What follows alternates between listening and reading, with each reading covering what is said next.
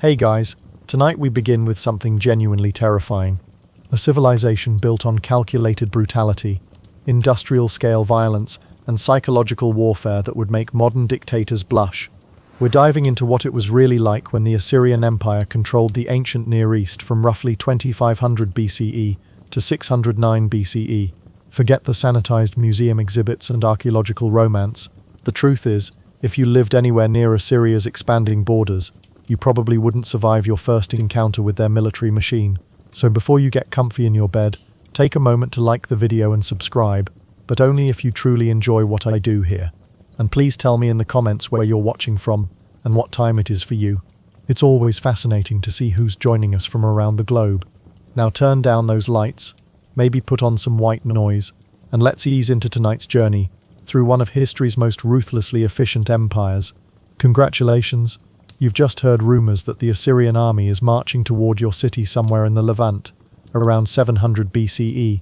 The good news is, you have maybe 3 days to prepare. The bad news is that preparation is completely pointless, and what's about to happen to you has been perfected over 1,000 years of conquest. So you're standing on the walls of your city, watching the horizon. You can see the dust clouds first, massive columns rising into the sky like smoke from a forest fire.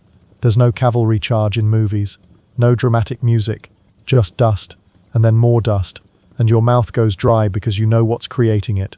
The Assyrian army doesn't march, it processes terrain like a machine. We're talking about forces that could number 60,000 soldiers, with siege equipment, supply trains, and auxiliary units stretching for miles. There's no satellite imagery to warn you, no news broadcasts counting down the hours, just dust clouds getting closer, and every person in your city getting quieter. The Assyrians didn't just stumble into being history's boogeyman. This took work, refinement, and a dedication to military innovation that bordered on obsession. You're watching the culmination of centuries of warfare doctrine being marched toward your walls. See, most ancient armies were seasonal affairs, farmers who picked up spears when the harvest was done, fought for a few months, then went home. The Assyrians said, "Forget that noise," and created the world's first professional standing army. These soldiers train year-round, they're paid regularly, they have specialized units, standardized equipment, and a command structure that would impress modern military analysts. Your city's defenders are shopkeepers and farmers who practiced with spears on weekends. You're about to fight the ancient equivalent of Navy SEALs, except there are thousands of them, and they've been doing this their entire lives. And here's the thing that really sets your teeth on edge. The Assyrians want you to know they're coming. This isn't a surprise attack. They sent messengers ahead, probably a week ago, with very specific terms. Surrender immediately, open your gates, hand over tribute, and maybe, just maybe, you'll be incorporated into the empire with your lives intact. Resist, and they'll make an example of you so horrific that the next 10 cities will surrender without a fight. It's psychological warfare on an industrial scale. They're not just conquering territory, they're conquering the very idea of resistance. Every brutality, every atrocity, every pile of severed heads they create isn't just punishment, it's advertising. It's a message carved in flesh and displayed for maximum visibility, saying this is what happens when you make us work for it. You can smell the army before you see the individual soldiers. It's not the smell of unwashed bodies, though there's that. It's the smell of thousands of animals, horses and mules and oxen, their dung and sweat mixing with dust. It's the smell of leather and bronze and oil, the materials of war baking in the Mesopotamian sun. It's the smell of smoke from their cooking fires, visible now as individual threads in the larger column. There's no Febreze for this, no air filtration. The smell of the Assyrian army is the smell of your impending doom, getting stronger with every hour, seeping into your clothes and hair and lungs. You'll smell it in your nightmares for whatever brief time you have left. The king of your city is having a really bad day in his palace. He's received the Assyrian ultimatum, probably delivered by an ambassador who spoke your language perfectly and described in vivid detail exactly what happened to the last city that refused. Now he's surrounded by advisors, all of whom have opinions and none of whom want to be the one who makes the final call. Surrender means losing sovereignty, paying tribute that will bankrupt the city, and probably being deported to Assyria as a vassal. Resistance means fighting the most efficient killing machine the ancient world has ever produced. There's no good option, no clever diplomatic solution, no last-minute rescue. Hollywood would give you a hero's speech and a miraculous victory. History is about to give you a masterclass in why small cities don't fight superpowers.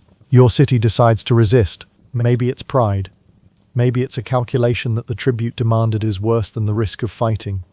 Maybe it's just that nobody wants to be known as the king who surrendered without trying. The decision ripples through the city like a cold wind. Families start making horrible choices about whether to stay or flee. Spoiler alert, fleeing doesn't help.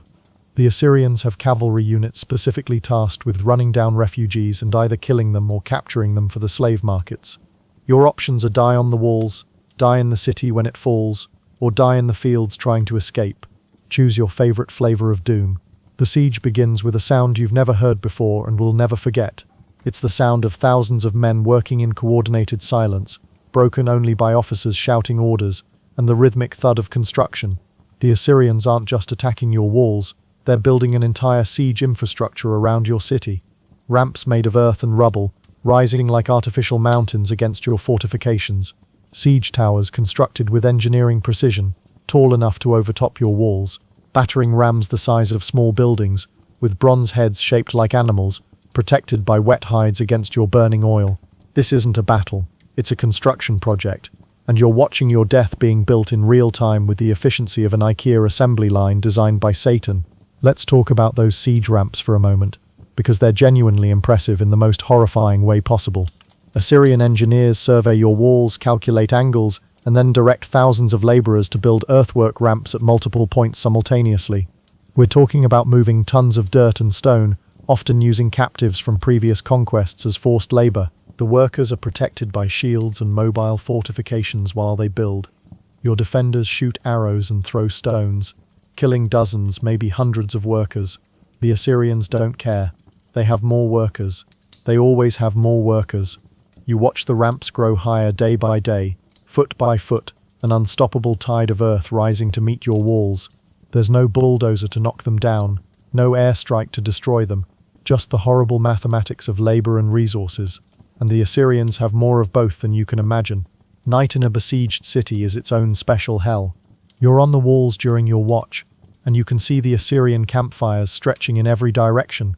Thousands of fires, organized in neat rows, a constellation of flames representing 60,000 men who want to kill you. You can hear them sometimes, laughing and talking, the sounds of a professional army at rest. They're not worried. They've done this dozens of times.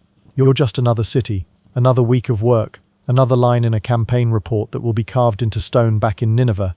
There's no pizza delivery to boost morale, no coffee to keep you alert, just fear and exhaustion and the knowledge that tomorrow the ramps will be higher, and your options will be fewer. The psychological pressure is designed to break you. Every day Assyrian heralds approach under flags of truce and shout offers to the walls. Surrender now, and only the leaders will be punished.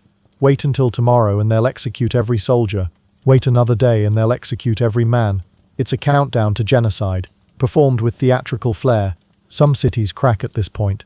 Gates open from the inside as factions decide that some survival is better than certain destruction. Civil wars break out on the walls as neighbors turn on neighbors. The Assyrians just wait, patient as death, knowing that time and fear are doing their work for them. Your city's food situation is getting desperate. The siege has cut off all supply lines. Whatever food you had stored before the Assyrians arrived is all you're getting. Do the math. Thousands of people, limited grain stores, no resupply coming ever. You're looking at starvation in weeks, maybe a month if you're lucky. People start eyeing the livestock, then the dogs, then the rats. There's no Uber Eats, no emergency relief supplies. The Assyrians control every road, every path, every possible approach. Some cities try to sneak messengers out to beg for help from allies. Those messengers usually end up impaled on stakes within sight of the walls, their bodies left to rot as another message about the futility of resistance. Water is even worse than food. Your city has wells and maybe a spring, but that water has to serve thousands of people under siege conditions. You're rationing every drop. Forget about bathing. Forget about laundry. You're drinking water that tastes like mud and probably contains more diseases than a medieval hospital. People start getting sick from the water itself. Dysentery spreads through the packed streets. The smell of human waste becomes overwhelming because there's no way to properly dispose of it when you're crammed behind walls with no exit. The Assyrians outside their walls have access to the river, fresh supplies, and proper sanitation. You have whatever you brought with you, and the slow realization that disease might kill you before their swords do. The actual assault begins without warning. You're exhausted from another sleepless night. and suddenly the Assyrian trumpets sound, and the entire army moves at once. It's not like the movies where armies charge in waves. This is coordinated, practiced, overwhelming force applied at multiple points simultaneously. The siege ramps are complete, and the towers are being pushed forward. The battering rams start their rhythm against your gates. Thousands of archers send up volleys that literally darken the sky, and you understand why that phrase became a cliché. You can't see the sun through the arrows. You can barely think through the sound of them hitting shields and walls and flesh. You're fighting on the walls now, and it's nothing like training. An Assyrian soldier crests the wall near you, having climbed a siege ladder while his friends shot covering fire. He's wearing armor you can't penetrate with your bronze sword. He has a shield that catches your strike. His own blade is made of iron, a technology your people are just starting to understand, and the Assyrians have mastered. He kills the man next to you with efficiency that suggests he's done this 100 times before, because he has. This is his job. This is what he trains for, every single day. You're a shopkeeper with a spear. The math is simple and brutal. The walls are breached in multiple locations within hours. The Assyrians don't just have one strategy, they have redundancy upon redundancy. While you're focused on the siege towers, the battering ram breaks through the main gate. While you're rushing soldiers to defend the gate, the siege ramps allow hundreds of soldiers to pour over the walls at 3 different points. It's combined arms warfare, 1,000 years before the term exists. There's no calling for backup, no reinforcements coming. Your entire defensive force is already committed, already dying, already broken. The city falls before sunset. What happens next is where the Assyrians earned their reputation as the Empire of Evil. This isn't about military necessity anymore. This is about sending a message so clear that it will echo across the ancient world. The Assyrians sort the survivors into categories with bureaucratic precision. Military-age men who fought are executed, usually by beheading, and their heads are piled into pyramids at the city gates. Not thrown in a pit, not buried, not disposed of. Carefully stacked into geometric shapes designed to be visible from a distance.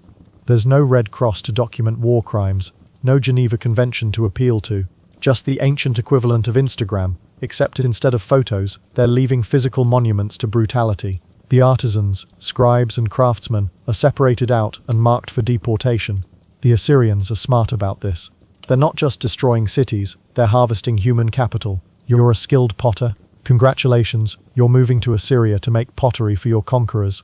You're a scribe who can read and write? Welcome to the imperial administration. You'll be documenting the very system that destroyed your home. This is ethnic cleansing with an economic purpose. They're not just punishing resistance, they're stripping conquered territories of the skilled population that might rebuild and resist again. It's evil, but it's also horrifyingly well-planned evil. Women and children face their own nightmare.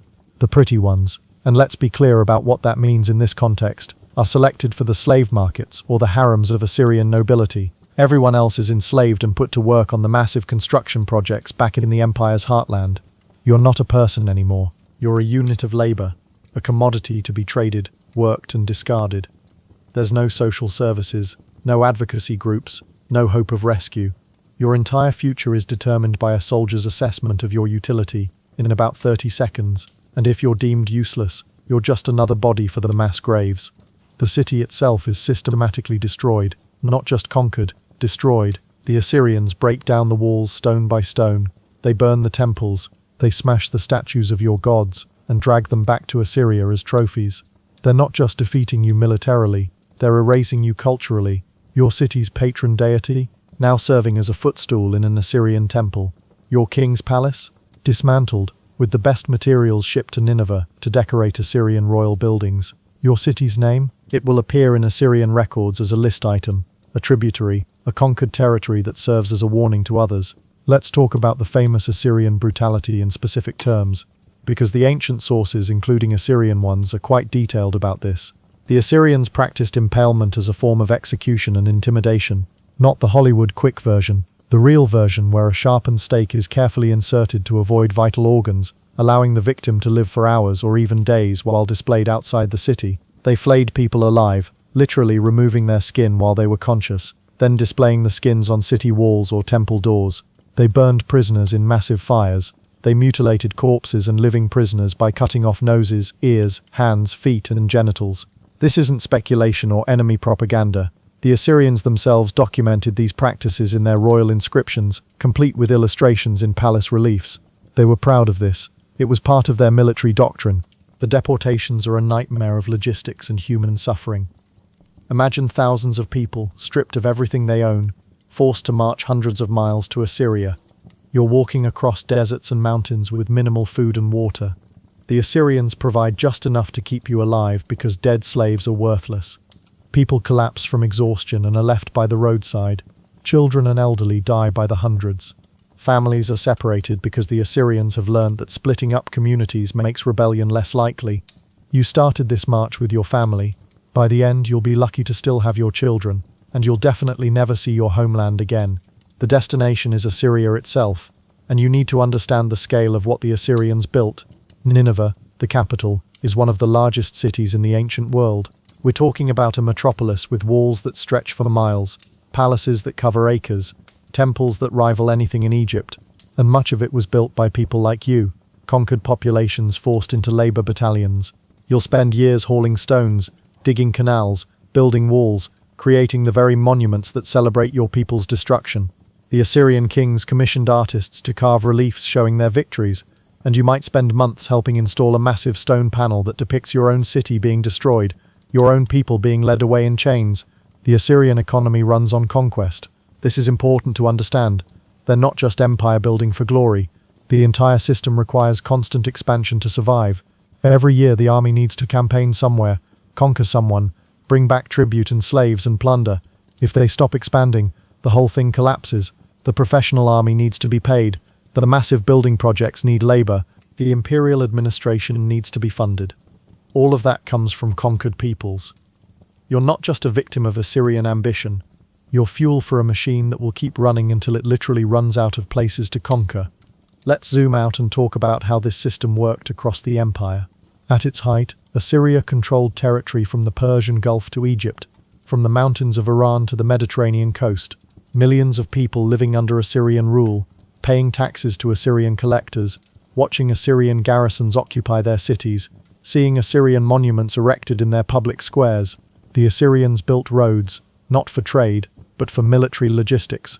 They could move armies hundreds of miles in weeks, crushing rebellions before they spread. They created an early version of the postal system, not for love letters, but for intelligence reports and administrative orders. Every innovation, every infrastructure project, every organizational advancement served the same purpose, maintaining control through overwhelming force and the threat of annihilation. The Assyrian kings documented everything with a level of detail that modern historians appreciate and modern readers find disturbing. Royal inscriptions describe campaigns year by year, city by city, with casualty figures and lists of plunder that read like accounting ledgers. Sennacherib describes besieging Jerusalem and trapping King Hezekiah like a bird in a cage.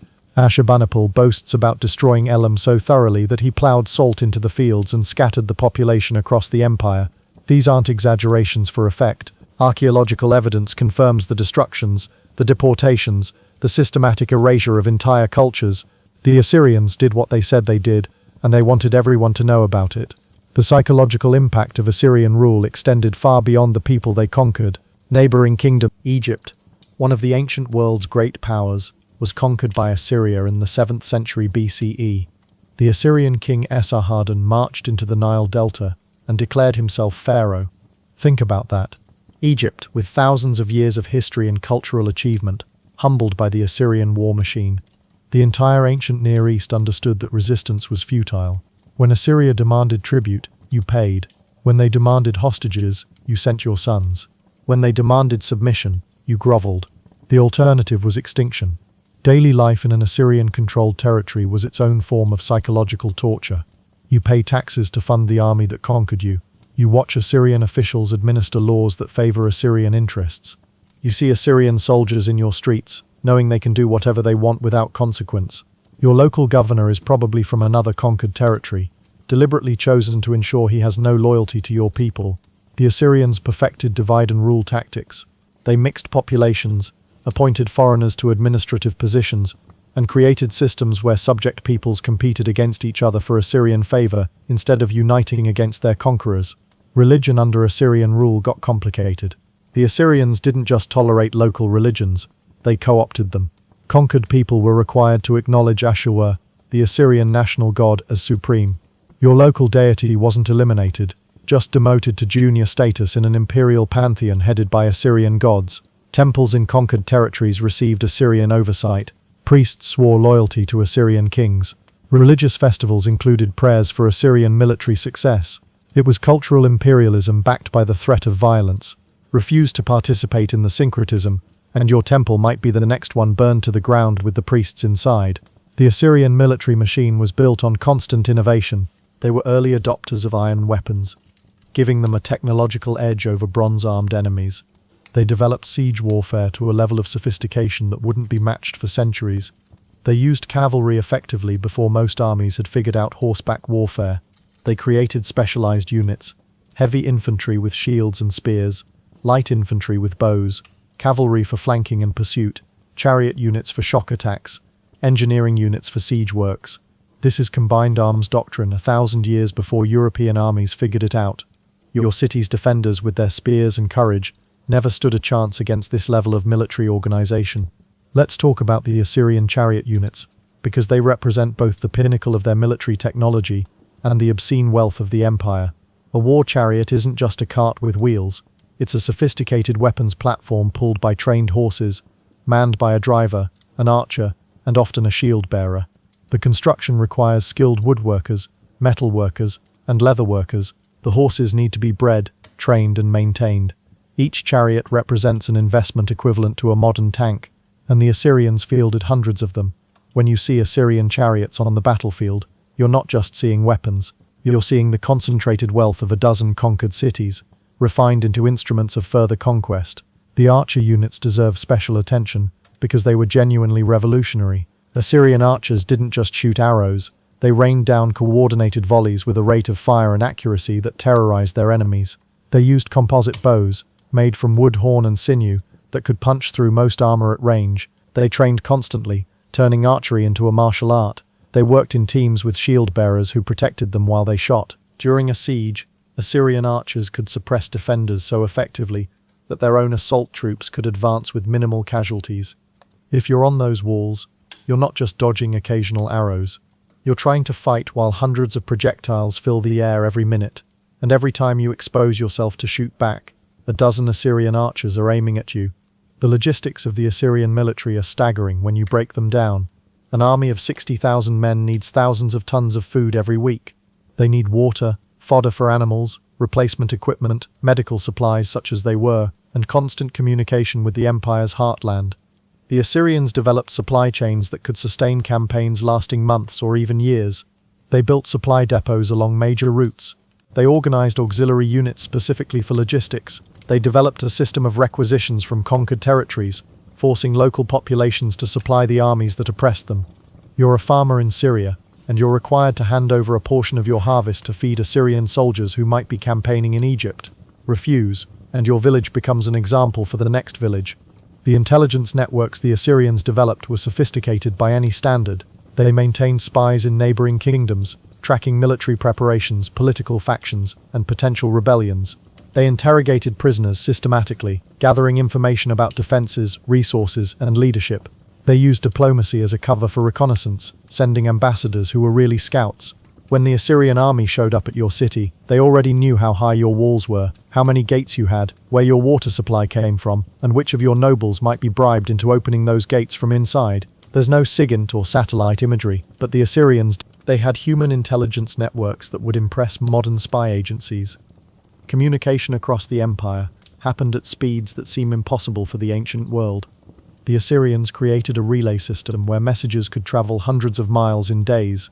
Mounted couriers changed horses at way stations, keeping up speeds that wouldn't be matched until the Roman Cursus Publicus centuries later. A rebellion in the western provinces could be reported to Nineveh within a week. Orders for suppression could be transmitted back almost as quickly. The king in his palace had better situational awareness of his empire than most medieval monarchs would have of their kingdoms 2,000 years later. This wasn't just about efficiency, it was about control. Rebellions were crushed before they could spread because the Assyrians could coordinate responses faster than rebels could organize. The provincial administration system was designed to extract maximum resources while preventing organized resistance. Provinces were governed by Assyrians or thoroughly vetted collaborators from other conquered peoples. They reported directly to the king and were rotated regularly to prevent them from building local power bases. They collected taxes, organized labor levies, maintained roads, and supplied the military garrisons stationed in their territories. The tax burden was deliberately set high enough to prevent conquered peoples from accumulating the wealth needed to rebel, but not so high that it caused economic collapse. It was exploitation optimized through trial and error across centuries of empire management. Let's discuss the famous Library of Ashurbanipal in Nineveh, because it represents both the intellectual achievements of Assyria and the fruits of their brutal conquests. Ashurbanipal collected texts from across the empire, sometimes by requesting them, sometimes by simply looting temples and palaces. The library contained tens of thousands of clay tablets covering everything from administrative records to literary works like the Epic of Gilgamesh, from medical texts to astronomical observations, from omen collections to mathematical tables. It's one of the most important archaeological discoveries in history. It's also a monument to cultural theft. Those tablets came from conquered peoples. The knowledge they contain was created by civilizations the Assyrians systematically destroyed. You can admire the library and acknowledge that it only exists because the Assyrians looted everything that wasn't nailed down and enslaved the scribes who could read it. The palace reliefs at Nineveh and other Assyrian sites tell the story of the empire in stone. They show campaigns in detail, armies on the march, cities under siege, enemy soldiers dying in creative ways, prisoners being tortured, tribute being carried to the king, deportees marching into slavery. They're not just art, they're political statements carved into walls that will last millennia. They're saying we did this, we're proud of it, and we're powerful enough to document our brutality without fear of consequences. Modern museums display these reliefs as masterpieces of ancient art, which they are. They're also snuff films in stone, deliberately created to intimidate visitors to Assyrian palaces. When a foreign ambassador entered the throne room and saw walls covered with depictions of what happened to people who defied Assyria, the message was unmistakable. The Assyrian army's treatment of captured enemy soldiers deserves its own section, because it exemplifies their doctrine of terror. Regular soldiers might be executed quickly if the Assyrians felt merciful. Officers and nobles faced much worse fates. They might be blinded and sent back to their home cities as living warnings. They might be impaled and displayed along roads as monuments. They might be flayed and their skins displayed on city walls. The Assyrian king Ashurnasirpal II described his treatment of rebels in his own inscriptions. I built a pillar over against the city gate, and I flayed all the chiefs who had revolted, and I covered the pillar with their skins. This is the king's official account of his own actions. He's bragging about this. The psychological impact of this level of brutality on neighboring peoples cannot be overstated. The siege of Lachish in 701 BCE represents the Assyrian war machine at its peak. Lachish was one of Judah's most important fortified cities, with massive walls and determined defenders. Sennacherib brought the full force of Assyrian siege technology to bear. The siege is documented in Assyrian reliefs, biblical accounts, and archaeological excavations of the site itself. You can literally see the Assyrian siege ramp still visible in the ruins. The Assyrians built their ramp, brought up battering rams, breached the walls, took the city, and killed or enslaved the entire population. Then Sennacherib had the whole thing carved into stone for his palace walls, so future generations could appreciate his thoroughness. The reliefs show Judean prisoners being impaled, families being led into slavery, and Sennacherib sitting on his throne watching the city burn. It's a historical record, artistic masterpiece, and horror show all in one. The economic model of the Assyrian Empire was fundamentally extractive. Conquered territories were assessed for taxes based on their resources. Agricultural regions paid in grain, manufacturing centers paid in finished goods, mining regions paid in metals. The tribute flowed toward Nineveh, enriching the capital while impoverishing the provinces. The Assyrians built grandiose monuments while conquered peoples struggled to survive on what was left after taxation. This is how empires work, of course. But the Assyrians refined it to a science.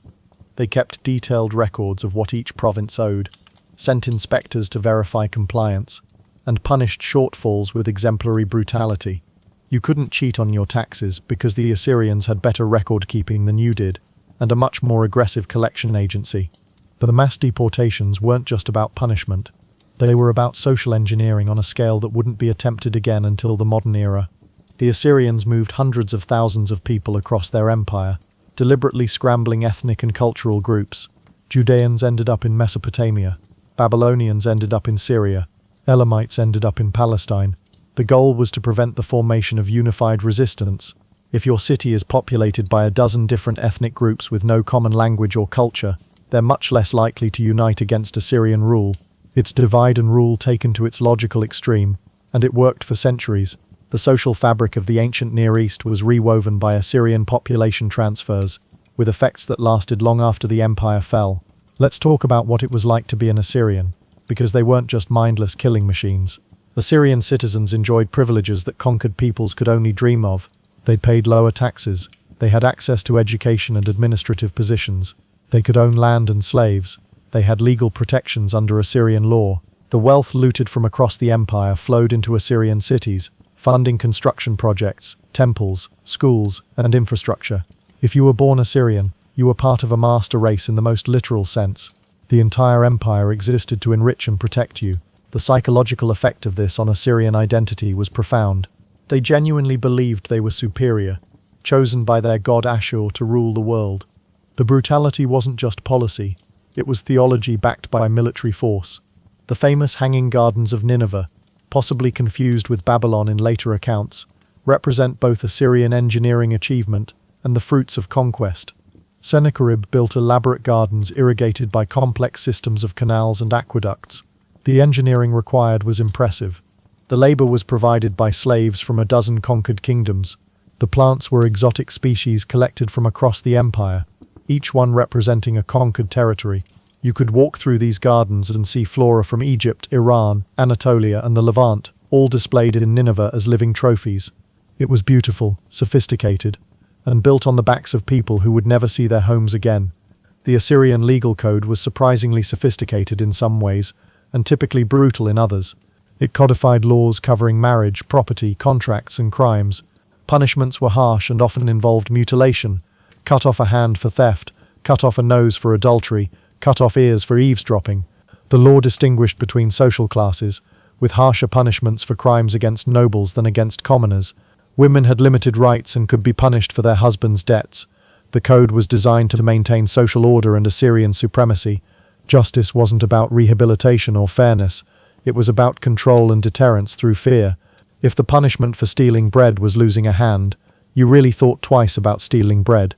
The religious ideology supporting the empire was based on divine mandate. Ashur, the national god, had commanded the Assyrian kings to conquer the world and bring it under his dominion. Every military campaign was a religious duty. Every conquered people represented another group of heathens brought under the true god's rule. The kings literally described themselves as servants of Ashur, carrying out divine commands. This wasn't just propaganda, though it served that purpose. The Assyrians genuinely believed it. When they destroyed temples and carried off gods, they were demonstrating Ashur's supremacy over inferior deities. When they massacred resistors, they were punishing those who defied divine will. The Empire of Evil thought it was doing the gods' work. The military success of Assyria created a feedback loop that sustained the empire for centuries. Successful campaigns brought in plunder and slaves, funding bigger armies for bigger campaigns. Each victory enhanced Assyria's reputation for invincibility, making future enemies more likely to surrender without fighting. Surrendering enemies provided resources without the cost of a siege, allowing Assyria to take on more ambitious targets. The system was elegant in its brutality. As long as the army kept winning, the empire kept growing, and the wealth kept flowing. The problem, as we'll see, is that this model requires infinite expansion, and eventually you run out of places to conquer. The Assyrian chariot archer represents the pinnacle of their military technology. Imagine a platform moving at speed, carrying an archer with a composite bow, and a driver who's trained to work in perfect coordination. The archer can shoot while moving, hitting targets at ranges that ground-based infantry can't match. The chariot provides height, mobility, and intimidation factor. Enemy formations break and run when Assyrian chariots charge. It's the ancient equivalent of a tank and helicopter combined, and only the wealthiest states can afford to field them in numbers. The Assyrians have hundreds. When you see them on the battlefield, dust rising, arrows flying, the sound of wheels and hooves like thunder, you understand why so many armies broke and ran without fighting. The siege of Jerusalem in 701 BCE is fascinating because it's one of the few times Assyrian military power was stymied, though not defeated. Sennacherib laid siege to the city, and according to Assyrian records, he trapped King Hezekiah inside like a bird in a cage. According to biblical accounts, divine intervention struck the Assyrian camp with plague, killing thousands and forcing them to withdraw. Modern historians suggest a combination of disease, Egyptian military intervention, and political problems back home caused Sennacherib to accept tribute and leave Jerusalem standing. The point is, even partial victory against Assyria was rare enough to be remembered for millennia. The siege failed to take Jerusalem, but it devastated Judah. Dozens of cities were destroyed, hundreds of thousands were deported, and the kingdom was reduced to a rump state paying tribute. Even in defeat, Assyria left scars that lasted generations. The daily routine of an Assyrian soldier on campaign reveals the machine-like efficiency of their military operations. You wake before dawn in a camp that's been laid out with geometric precision. Your tent is in a specific location based on your unit and rank. Breakfast is bread and beer, standard military rations distributed with clockwork regularity. Then you're drilling, always drilling, formations, weapon practice, coordinated movements with your unit. The Assyrians understood that battles are won through training and discipline, not just courage. Your centurion, or whatever the Assyrian equivalent was called, watches every movement and corrects every mistake. There's no weekend off, no leave to visit family. You're a professional soldier, and this is your life until you're too old to fight, or you die on campaign. The equipment you carry represents the cutting edge of ancient military technology. Your primary weapon is an iron sword, shorter than you might expect, designed for close combat where technique matters more than reach. You have a spear for formation fighting, with a bronze or iron head that's been sharpened to a wicked point. Your shield is wood covered with leather, reinforced with bronze fittings, heavy enough to stop most arrows, and light enough to maneuver in combat. If you're an archer, your composite bow is a masterpiece of engineering, made from layers of wood, horn and sinew that take months to construct and require constant maintenance. The tension is so great that stringing the bow requires strength and technique. Each arrow in your quiver represents hours of skilled labor by craftsmen back in Assyria. Your armor, if you're lucky enough to be heavy infantry, consists of a corselate of bronze scales sewn onto leather backing. It's heavy, uncomfortable in the Mesopotamian heat, and absolutely essential for survival. The scales overlap like fish scales, designed to deflect slashing attacks and provide some protection against arrows. Your helmet is bronze, with cheek guards and sometimes a nose guard, reducing your peripheral vision but protecting your head from the strikes that kill most soldiers. There's no adjustable straps or modern comfort features. The armor chafes, causes heat exhaustion, and after a day's march feels like it weighs twice what it did in the morning. But you wear it anyway because the alternative is dying quickly instead of slowly. The engineering corps of the Assyrian army deserves special attention because they're the ones who make siege warfare possible. These aren't just laborers with shovels.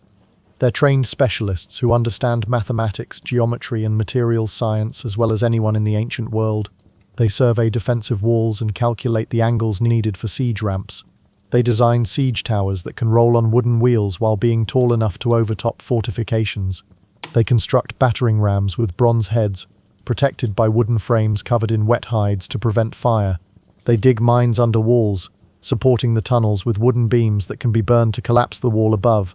Every technique requires specialized knowledge passed down through generations of military engineers. The construction of a siege ramp is a marvel of ancient engineering that also happens to be a death sentence for thousands of workers. First, the engineers survey the target wall and choose the weakest point, usually where the natural terrain provides some advantage. Then they mark out the ramp's footprint, calculating the angle needed to reach the top of the wall. The actual construction uses everything available: dirt, rubble, stones from demolished buildings, captured timber, even bodies of dead defenders if you're particularly ruthless. Thousands of workers, usually slaves and captives, haul material under the protection of mobile fortifications. Assyrian archers provide covering fire, suppressing defenders who try to interfere. The ramp grows foot by foot, day by day, an artificial mountain rising against the city walls. Workers die by the hundreds, killed by arrows, falling stones, burning oil, or simple exhaustion. The Assyrians don't care, they have more workers. The psychological warfare continues throughout the siege in ways designed to break the defenders' will. Assyrian soldiers parade captured prisoners in sight of the walls, then execute them in creative ways as object lessons. They display the heads of defenders killed in earlier skirmishes, sometimes arranging them in patterns or stacking them into pyramids. They shout insults and threats in the defenders' own language, often using captured locals who've been forced to serve as heralds. At night, they create noise to prevent sleep, banging on drums, blowing horns, making the besieged population constantly aware of the army outside. It's calculated to create despair, to make surrender seem like the only rational choice. Some cities hold out anyway, either from courage or because they know surrender means slavery and death regardless. The role of religion in Assyrian military campaigns went beyond simple divine mandate. Before each campaign, elaborate rituals were performed to secure the gods' favor. Priests examined omens in sheep livers, looking for signs that Ashur approved of the planned attack. The king made offerings at temples, sometimes bringing the army to witness his piety. During campaigns, portable shrines accompanied the army, allowing for continued religious observance even in enemy territory. When cities fell, the first act was often to desecrate local temples and seize divine statues, literally kidnapping the enemy's gods. These statues were brought to Nineveh and placed in subordinate positions in Assyrian temples, a theological statement that Ashur had conquered their gods just as the Assyrian army conquered their peoples. The treatment of royal captives provides another window into Assyrian thinking about power and humiliation. When Assyrian forces captured an enemy king, they didn't simply execute him. That would be too quick, too merciful. Instead, the king might be brought to Nineveh in chains, paraded through the streets while citizens jeered and threw refuse. He would be forced to kneel before the Assyrian king, publicly acknowledging his defeat and Assyria's supremacy. Some kings were kept alive as examples, living in cages or performing menial labor, their degradation a constant reminder of what happened to those who defied Assyria. Others were executed in elaborate public ceremonies designed to demonstrate Assyrian power. The king's family faced similar fates, with sons killed or enslaved and daughters taken for Assyrian harems. The administrative correspondence between provincial governors and the central government in Nineveh reveals the day-to-day reality of running an empire built on oppression. Governors write to report on tribute collection, always careful to emphasize their diligence and success. They report on potential rebellions, naming names and requesting permission to take preemptive action. They request additional troops when local populations seem restive. They send intelligence reports on neighboring kingdoms, gathered through networks of spies and informants. The king's responses are equally revealing, sometimes praising efficient governors, sometimes threatening incompetent ones, always demanding more tribute, more information, more control. The bureaucracy of evil operates through written correspondence, clay tablets traveling hundreds of miles to coordinate oppression across the empire. The economic impact on conquered territories went beyond simple tribute collection. Assyrian occupation fundamentally restructured local economies to serve imperial interests. If a region was good for growing grain, it became a grain-producing zone with quotas and forced delivery schedules. If it had access to metals, mining operations were expanded with slave labor. If it sat on important trade routes, Assyrian officials collected tolls and controlled commerce. Local artisans found themselves working for Assyrian masters, their products flowing to Nineveh instead of local markets. The price of goods was sometimes fixed by Assyrian decree, preventing local merchants from building wealth.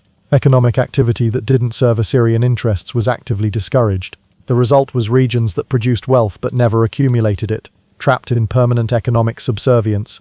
The training regimen for Assyrian soldiers was more sophisticated than most ancient armies managed. New recruits underwent months of intensive preparation before being considered battle-ready. They learned formation fighting, crucial for ancient warfare where breaking formation meant death. They practiced with weapons until the movements became automatic, muscle memory that would serve them in the chaos of battle. They learned to work as units, understanding that their survival depended on the soldiers next to them maintaining discipline. They were taught to obey orders instantly, without hesitation or debate. Physical conditioning was constant, building the strength and endurance needed to march 20 miles in armor and then fight at the end. The result was an army where every soldier was competent and disciplined, a vast improvement over the militia armies most cities could field. The naval operations of the Assyrian Empire are less famous than their land campaigns, but equally important for controlling coastal territories. The Assyrians weren't traditionally a seafaring people, but they learned quickly when empire building required it. They built fleets, often using shipwrights from conquered Phoenician cities who brought their expertise. These fleets transported troops along rivers and coasts, supplied armies besieging coastal cities, and projected power into regions that couldn't be easily reached by land. Assyrian marines conducted amphibious operations, landing on beaches to attack cities from unexpected directions. The logistical capability to coordinate naval and land forces demonstrated the sophistication of Assyrian military planning. The role of cavalry evolved significantly during the Assyrian period, and the Assyrians were at the forefront of these developments. Early cavalry were scouts and skirmishers, useful for reconnaissance but not decisive in battle. The Assyrians developed tactics for using cavalry more aggressively, with mounted archers who could shoot while riding, and heavy cavalry who could charge infantry formations. Training horses for war was a specialized skill, requiring years of work to produce animals that wouldn't panic in battle. The riders needed even more training, learning to control their mounts while shooting bows or wielding weapons. A skilled cavalry unit could turn the tide of battle, pursuing broken enemies, flanking infantry formations, or screening their own army's movements. The Assyrians invested heavily in cavalry because it gave them strategic and tactical advantages that less sophisticated armies couldn't match. The psychological profile of successful Assyrian commanders reveals patterns that appear throughout military history.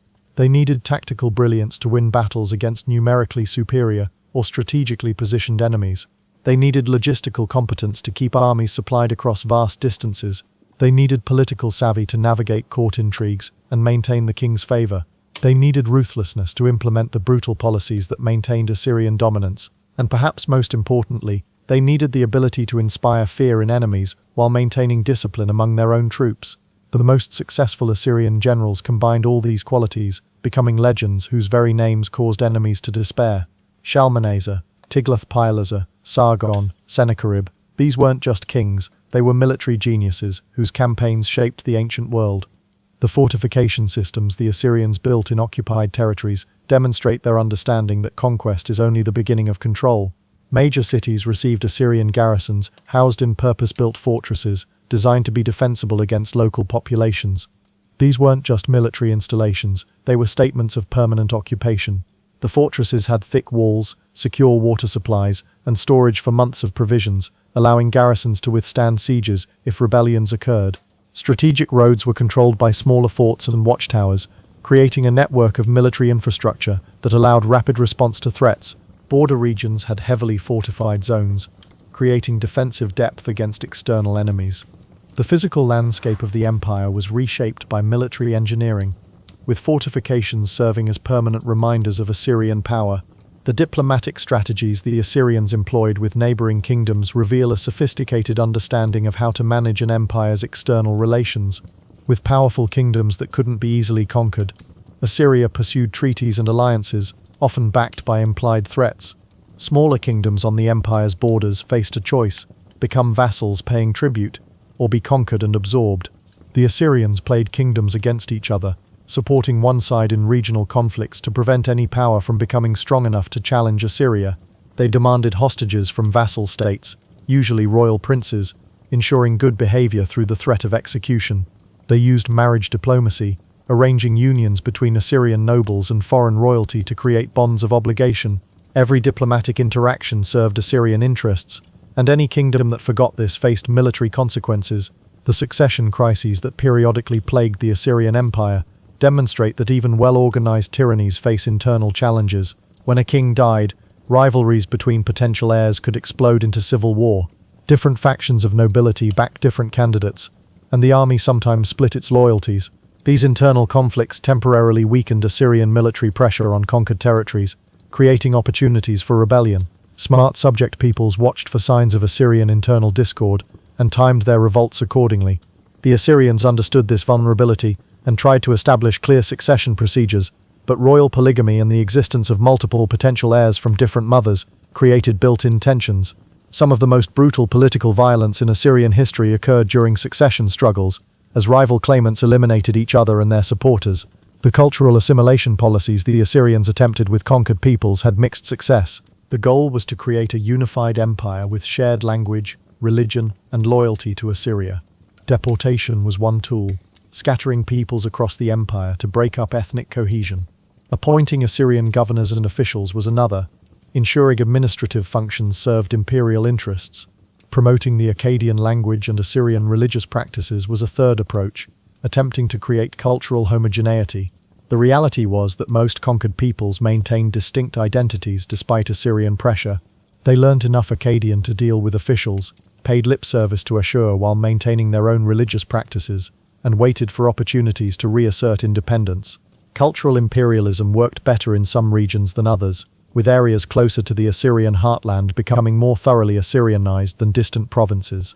The environmental consequences of Assyrian military campaigns extended beyond immediate destruction. Armies on the march consumed enormous amounts of resources, stripping regions of food, timber, and other necessities. Assyrian policy sometimes included deliberately destroying agricultural infrastructure as punishment for rebellion, cutting down orchards and burning fields. The deforestation required for building projects and fuel for metalworking contributed to soil erosion and climate changes.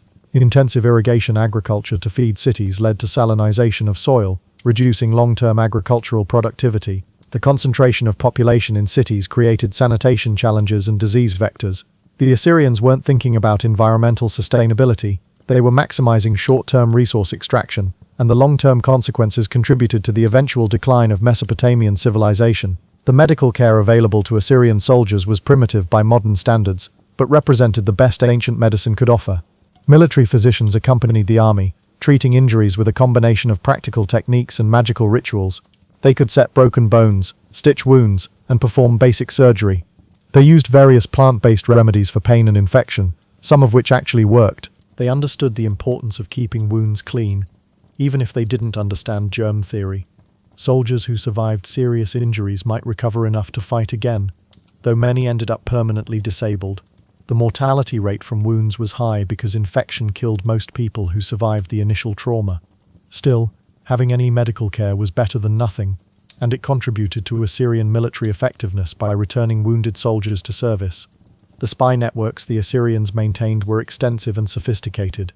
Spies operated in foreign courts, sending reports on political developments, military preparations, and economic conditions. They recruited locals as informants, using money, threats, or ideology to turn conquered peoples against their own leaders. They ran double agents, feeding false information to enemies while gathering real intelligence. They used merchants, traveling priests, and diplomatic envoys as intelligence gatherers, taking advantage of people whose professions gave them access and mobility. The information flowed back to Nineveh, where analysts, yes, the Assyrians had intelligence analysts, compiled reports for the king.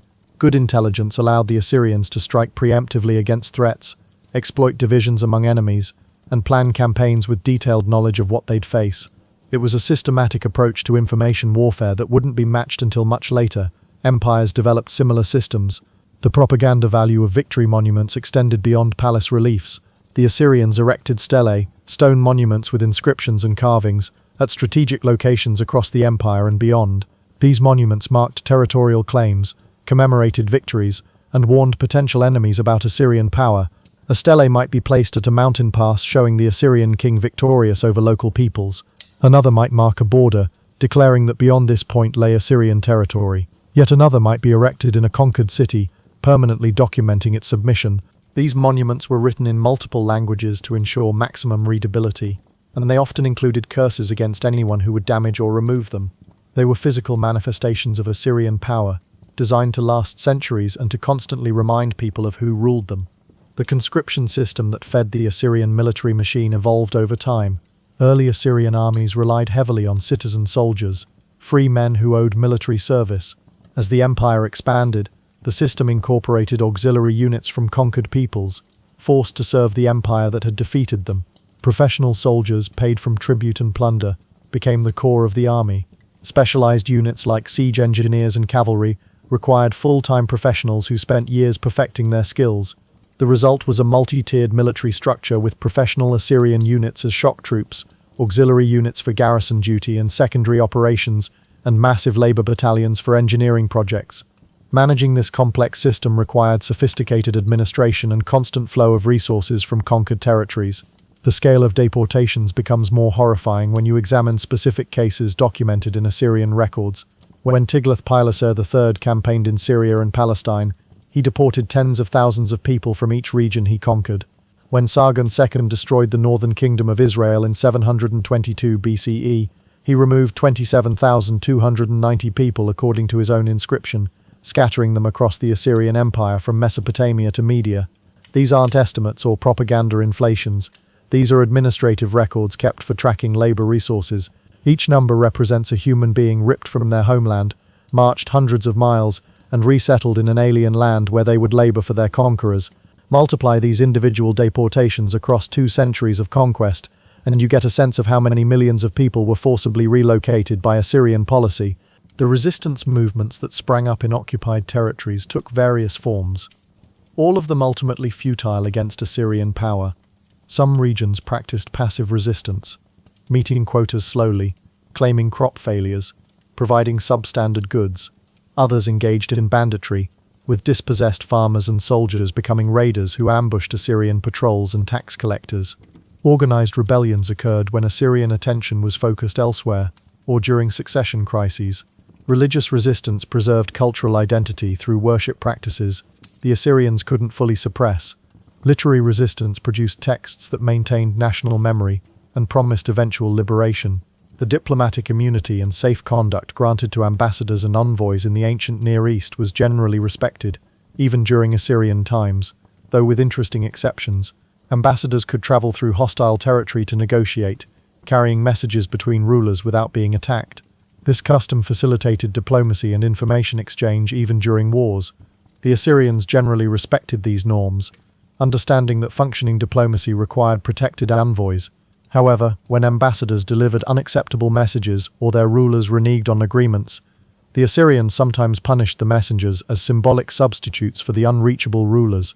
The famous Assyrian envoy sent to Jerusalem to demand surrender during Sennacherib's campaign engaged in psychological warfare through his speeches to the city's defenders, showing how even diplomatic missions served Assyrian military objectives. The evolution of metalworking technology during the Assyrian period directly enabled their military dominance. The transition from bronze to iron as the primary metal for weapons and tools was gradual but transformative. Iron ore was more common than the copper and tin needed for bronze, making iron potentially cheaper and more available. However, iron required higher temperatures to smelt and was harder to work than bronze. The Assyrians invested in developing iron-working techniques, building better furnaces, and training more skilled smiths. The result was iron weapons that were harder, held edges better, and were more readily available than bronze equivalents. This gave Assyrian soldiers a technological edge over enemies still primarily using bronze. The metallurgical revolution wasn't just about military advantage, though. Iron tools made agriculture more efficient, construction easier, and crafts more sophisticated.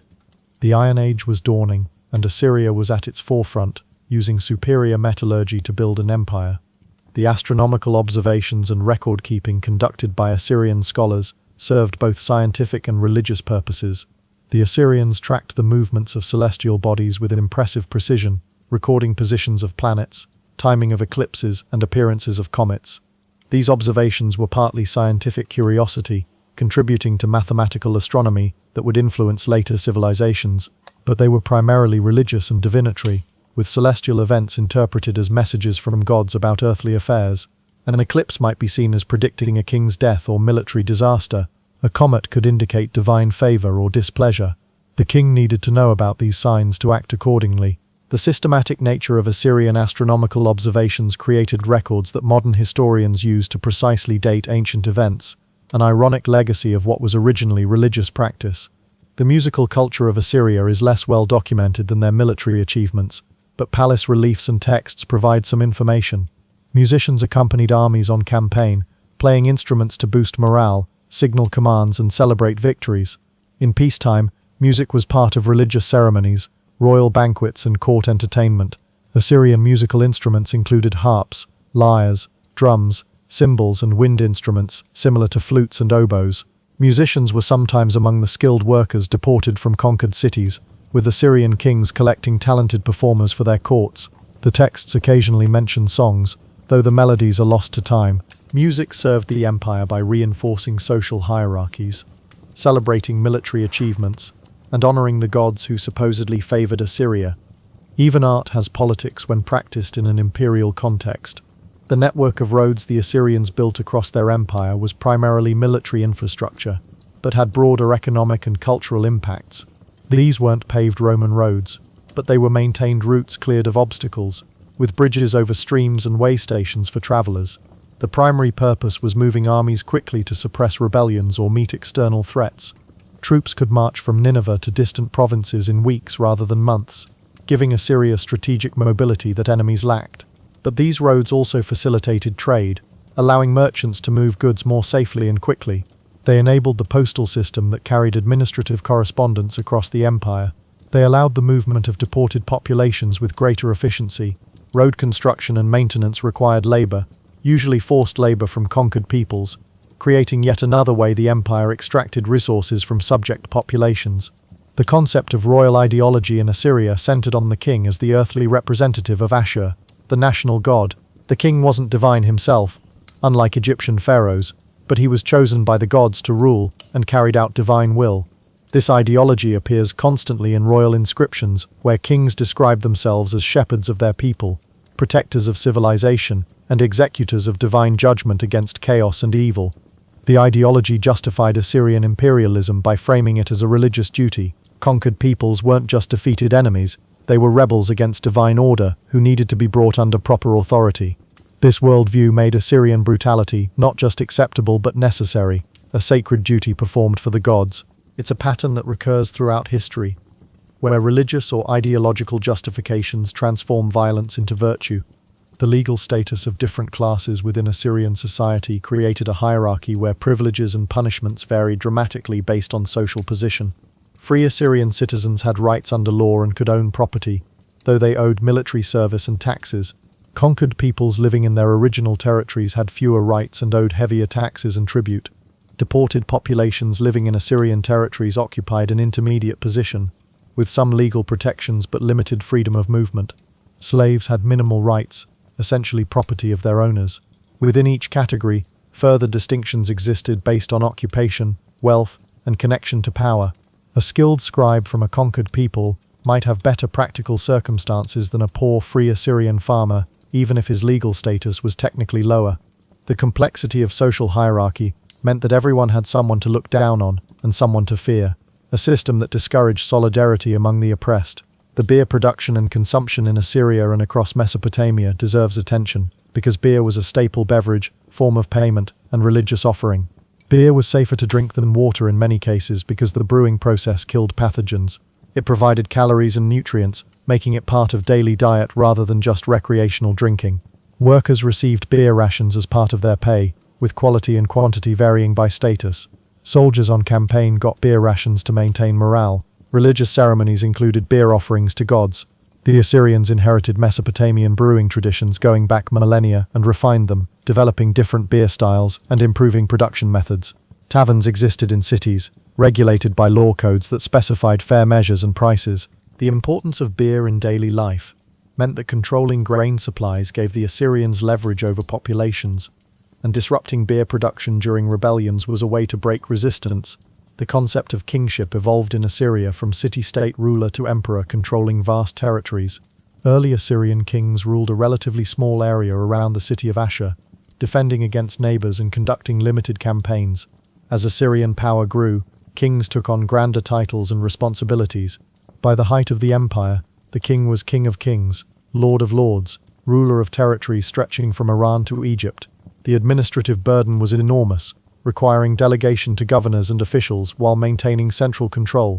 The military demands were constant, with the king expected to lead campaigns personally or through generals. The religious duties involved elaborate rituals and temple administration.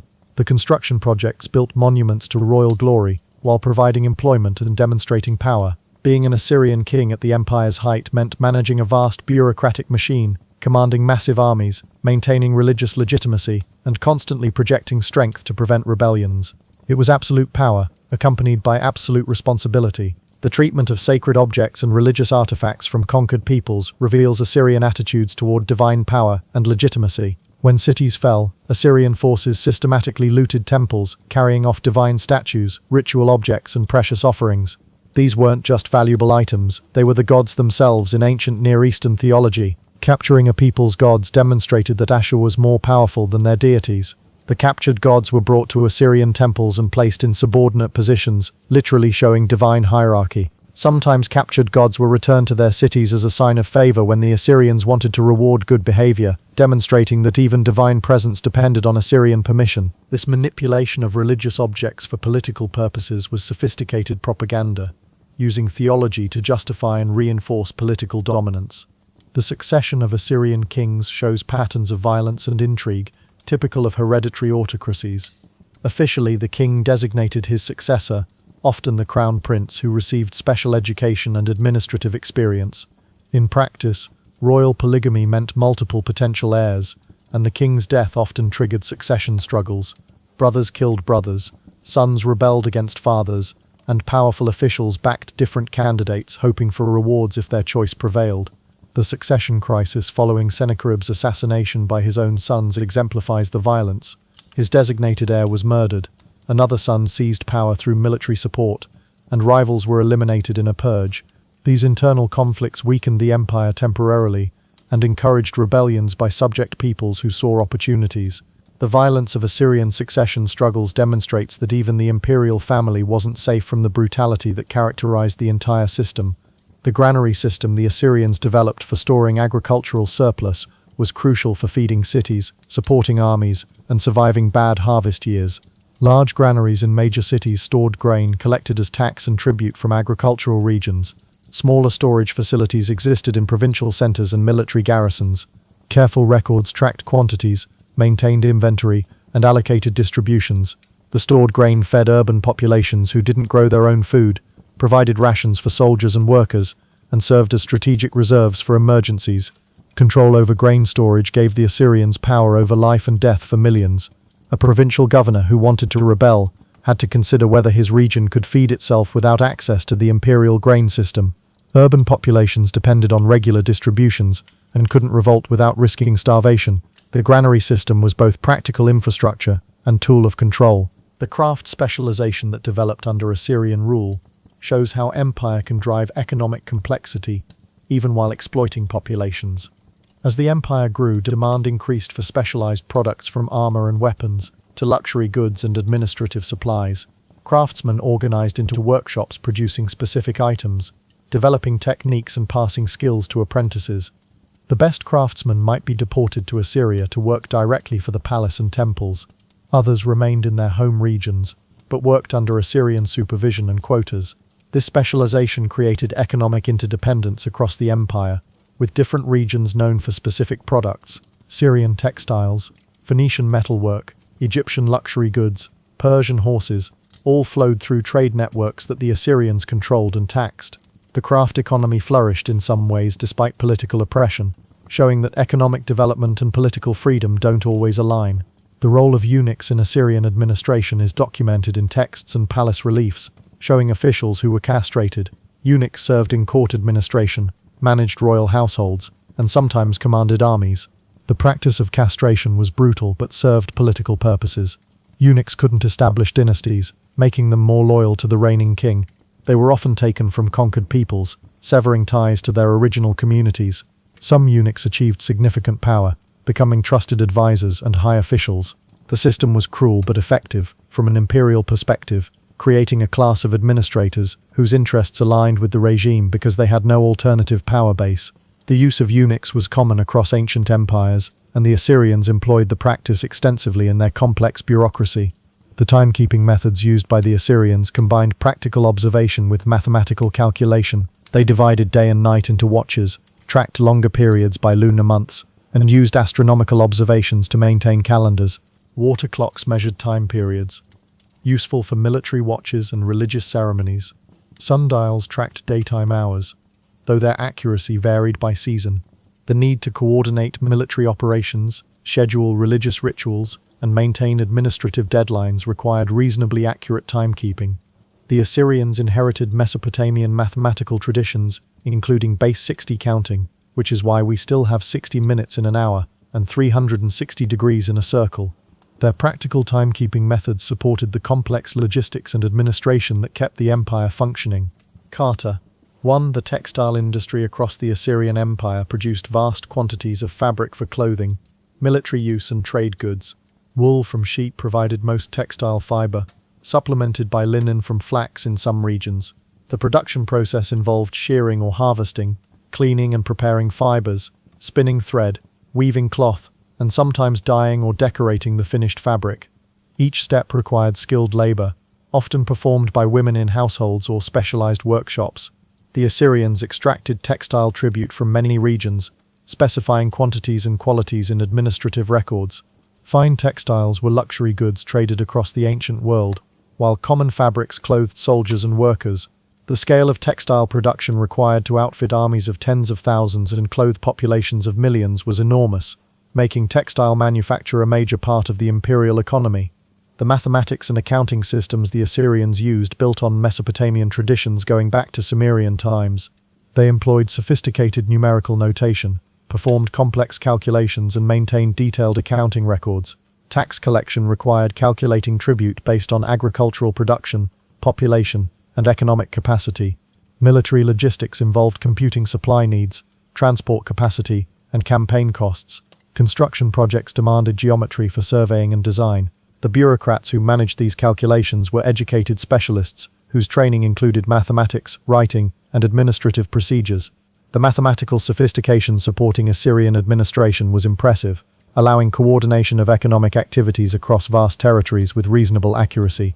Modern accountants examining Assyrian administrative tablets recognize familiar principles of record-keeping and financial management. The concept of collective responsibility extended beyond cities to families and communities. If a crime was committed and the perpetrator couldn't be found, the community where it occurred might be held responsible.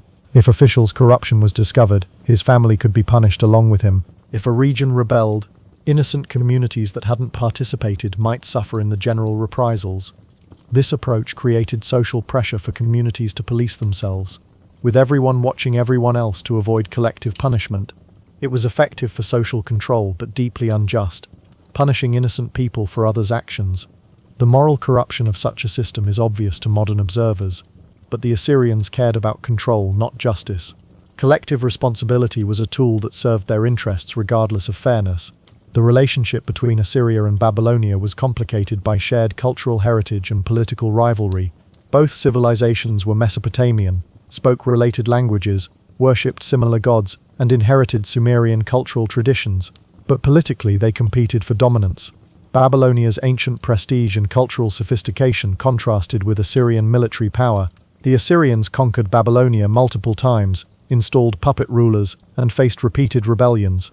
Some Assyrian kings tried conciliation, respecting Babylonian traditions and patronizing Babylonian temples. Others responded to rebellions with typical Assyrian brutality. The relationship swung between attempted cooperation and violent suppression. Eventually, Babylonia allied with the Medes and destroyed Assyria, immediately inheriting the empire and copying many Assyrian administrative methods. The complicated Assyrian-Babylonian relationship shows how cultural affinity doesn't prevent political conflict, and how the conquered can eventually become conquerors. The education system for elite Assyrians included reading and writing, mathematics, military training, administrative procedures, and religious knowledge. Scribal schools trained boys from wealthy families in cuneiform writing, teaching them to read Akkadian and sometimes Sumerian. They learned the extensive literature of Mesopotamian civilization, including myths, epics, wisdom literature, and technical texts. Future administrators studied law codes, taxation procedures, and diplomatic protocols. Military education trained future officers in tactics, logistics, and command. Religious education prepared priests for temple service.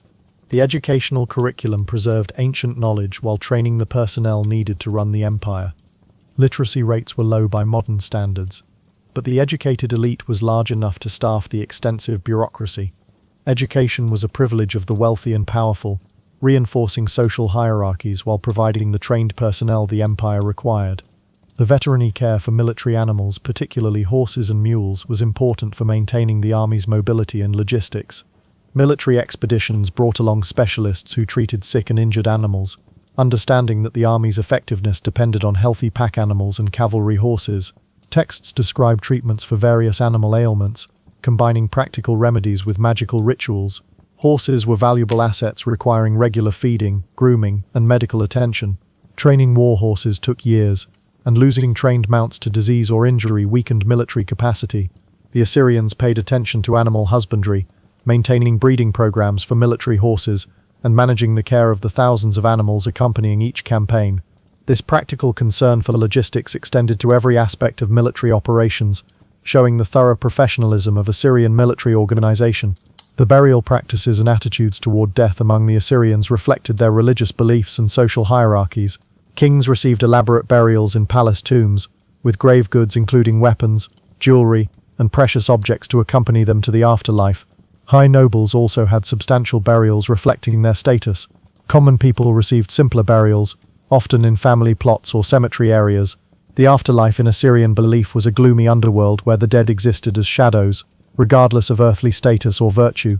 This rather pessimistic view of death may have contributed to Assyrian emphasis on achieving glory and immortality through earthly deeds, particularly military conquest. The palace reliefs and royal inscriptions were partly motivated by desire for lasting fame, ensuring that kings would be remembered long after they descended to the underworld. The gardens and parks that Assyrian kings created represented attempts to demonstrate mastery over nature and display exotic species from across the empire. Sennacherib's gardens at Nineveh were particularly famous, featuring plants from many regions organized in artistic arrangements and watered by sophisticated irrigation systems. These weren't just aesthetic indulgences, they were political statements showing that the empire could gather and control natural resources from distant lands. Exotic animals were also kept in royal parks, functioning as early zoos where lions, bulls, and other species could be viewed and sometimes hunted in controlled conditions. The labor to create and maintain these gardens came from conquered peoples, making even leisure activities dependent on imperial exploitation. Modern visitors to botanical gardens might not realize they're participating in a tradition that began with ancient imperial displays of power over nature. The military colonies the Assyrians established in strategic locations served as permanent garrisons and centers of Assyrian influence. These weren't temporary camps but permanent settlements where soldiers received land grants in exchange for military service. The colonies secured conquered territories, provided rapid response forces for rebellions, and gradually Assyrianized surrounding regions through cultural influence and intermarriage. Veterans who had served their time in the army could retire to these colonies, receiving land and local authority. The system provided for aging soldiers while maintaining military presence in potentially rebellious areas. It also created pockets of Assyrian culture throughout the empire, serving as models of imperial civilization and reminders of Assyrian power. The military colony system was another innovation that later empires would copy extensively. The postal and messenger system the Assyrians developed deserves more attention as an innovation in communication. Relay stations were established along major routes where messengers could change horses and rest. Urgent messages could travel hundreds of miles in days through this system, allowing the king to maintain communication with distant provinces faster than most ancient kingdoms could manage. The system carried military orders, intelligence reports, administrative directives, and diplomatic correspondence. Priority was indicated through seals and symbols on messages, ensuring important communication received fastest service.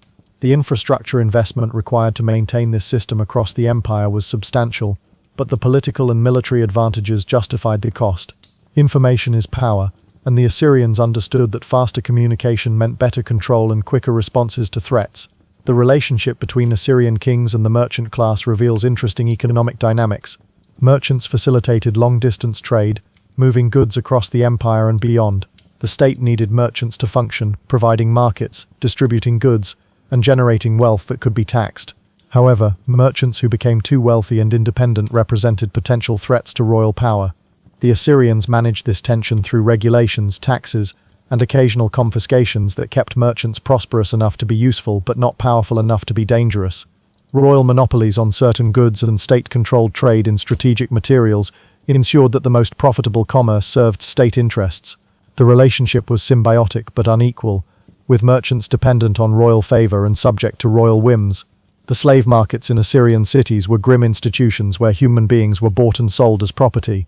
Prisoners of war, deported populations, and people enslaved for debt were sold to buyers who needed labor for households, workshops, or agricultural estates. The markets operated under legal regulations specifying fair dealing, warranties about slave health and skills, and procedures for disputes. From the modern perspective, the casual acceptance of human trafficking is morally horrifying.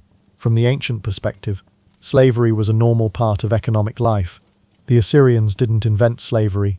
Every ancient civilization practiced it. But the scale of Assyrian military operations meant they supplied slave markets across the ancient Near East.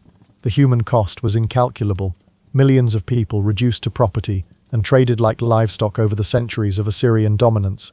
The festivals and public celebrations in Assyrian cities served religious purposes, while reinforcing social hierarchies and imperial ideology. Major religious festivals featured processions, sacrifices, feasts, and public rituals. The king participated prominently, demonstrating his piety and connection to the gods. Military victories were celebrated with parades, where captured enemies and loot were displayed to cheering crowds. The celebrations reinforced social bonds, while reminding everyone of their place in the hierarchy. Common people received distributions of food and beer during major festivals, moments of generosity that built loyalty while demonstrating royal power. The festivals created shared experiences and collective memory, building Assyrian identity and reinforcing the legitimacy of the regime. Even fun and celebration served imperial purposes in the Assyrian system. The sewage and sanitation systems in major Assyrian cities were sophisticated by ancient standards, but still primitive by modern ones. Cities had drainage systems to remove rainwater and waste, with channels and pipes directing flow away from living areas. Wealthier houses had private facilities, while common people used public latrines or designated disposal areas. The systems worked reasonably well in good weather, but could be overwhelmed during heavy rains. Disease was common in crowded urban areas where sanitation was inadequate by modern standards. The Assyrians understood the importance of waste removal, even if they didn't understand disease theory, and they invested in infrastructure that made cities somewhat more livable. Still, ancient cities smelled terrible by modern standards, with waste disposal problems that wouldn't be solved until modern sanitation engineering developed millennia later. The role of dreams and dream interpretation in Assyrian culture reflects beliefs about divine communication through sleep. Kings consulted dream interpreters who analyzed symbolic content and predicted future events. A dream might be interpreted as a message from gods, a warning about dangers, or a prediction of victory. Dream interpretation manuals survive on clay tablets, providing systematic guides for understanding common dream symbols. The practice wasn't unique to Assyria. Most ancient cultures took dreams seriously, but the bureaucratization of dream interpretation through written manuals and professional interpreters shows characteristically Assyrian systematization. Whether dreams actually provided useful information is debatable, but belief in their significance influenced decision-making at the highest levels of government. The treatment of the elderly in Assyrian society varied dramatically by social class. Wealthy elderly could live comfortably supported by family resources and slaves. Poor elderly who couldn't work faced grim prospects in a society without social safety nets.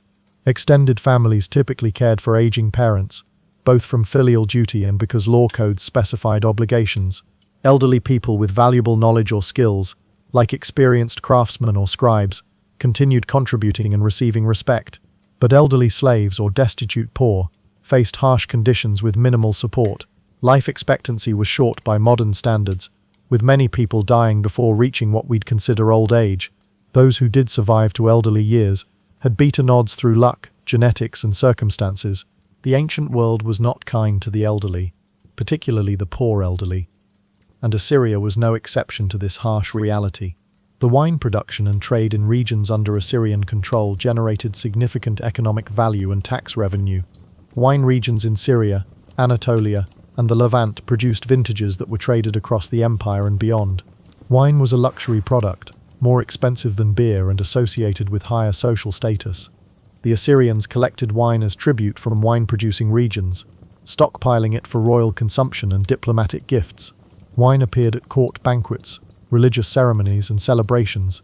The logistics of wine production, including cultivation of grapes, fermentation, storage in sealed jars, and transportation, required specialized knowledge and infrastructure.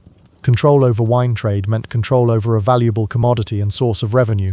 The Assyrians understood that taxing luxury goods was politically safer than taxing necessities, since only the wealthy consumed wine regularly. The hunting of wild animals for sport among Assyrian nobility served multiple purposes beyond recreation. It provided meat for feasts, trained warriors for combat, demonstrated courage and skill, and served as religious ritual. Large-scale hunts were organized expeditions with hundreds of participants, beaters to drive animals, and careful preparations.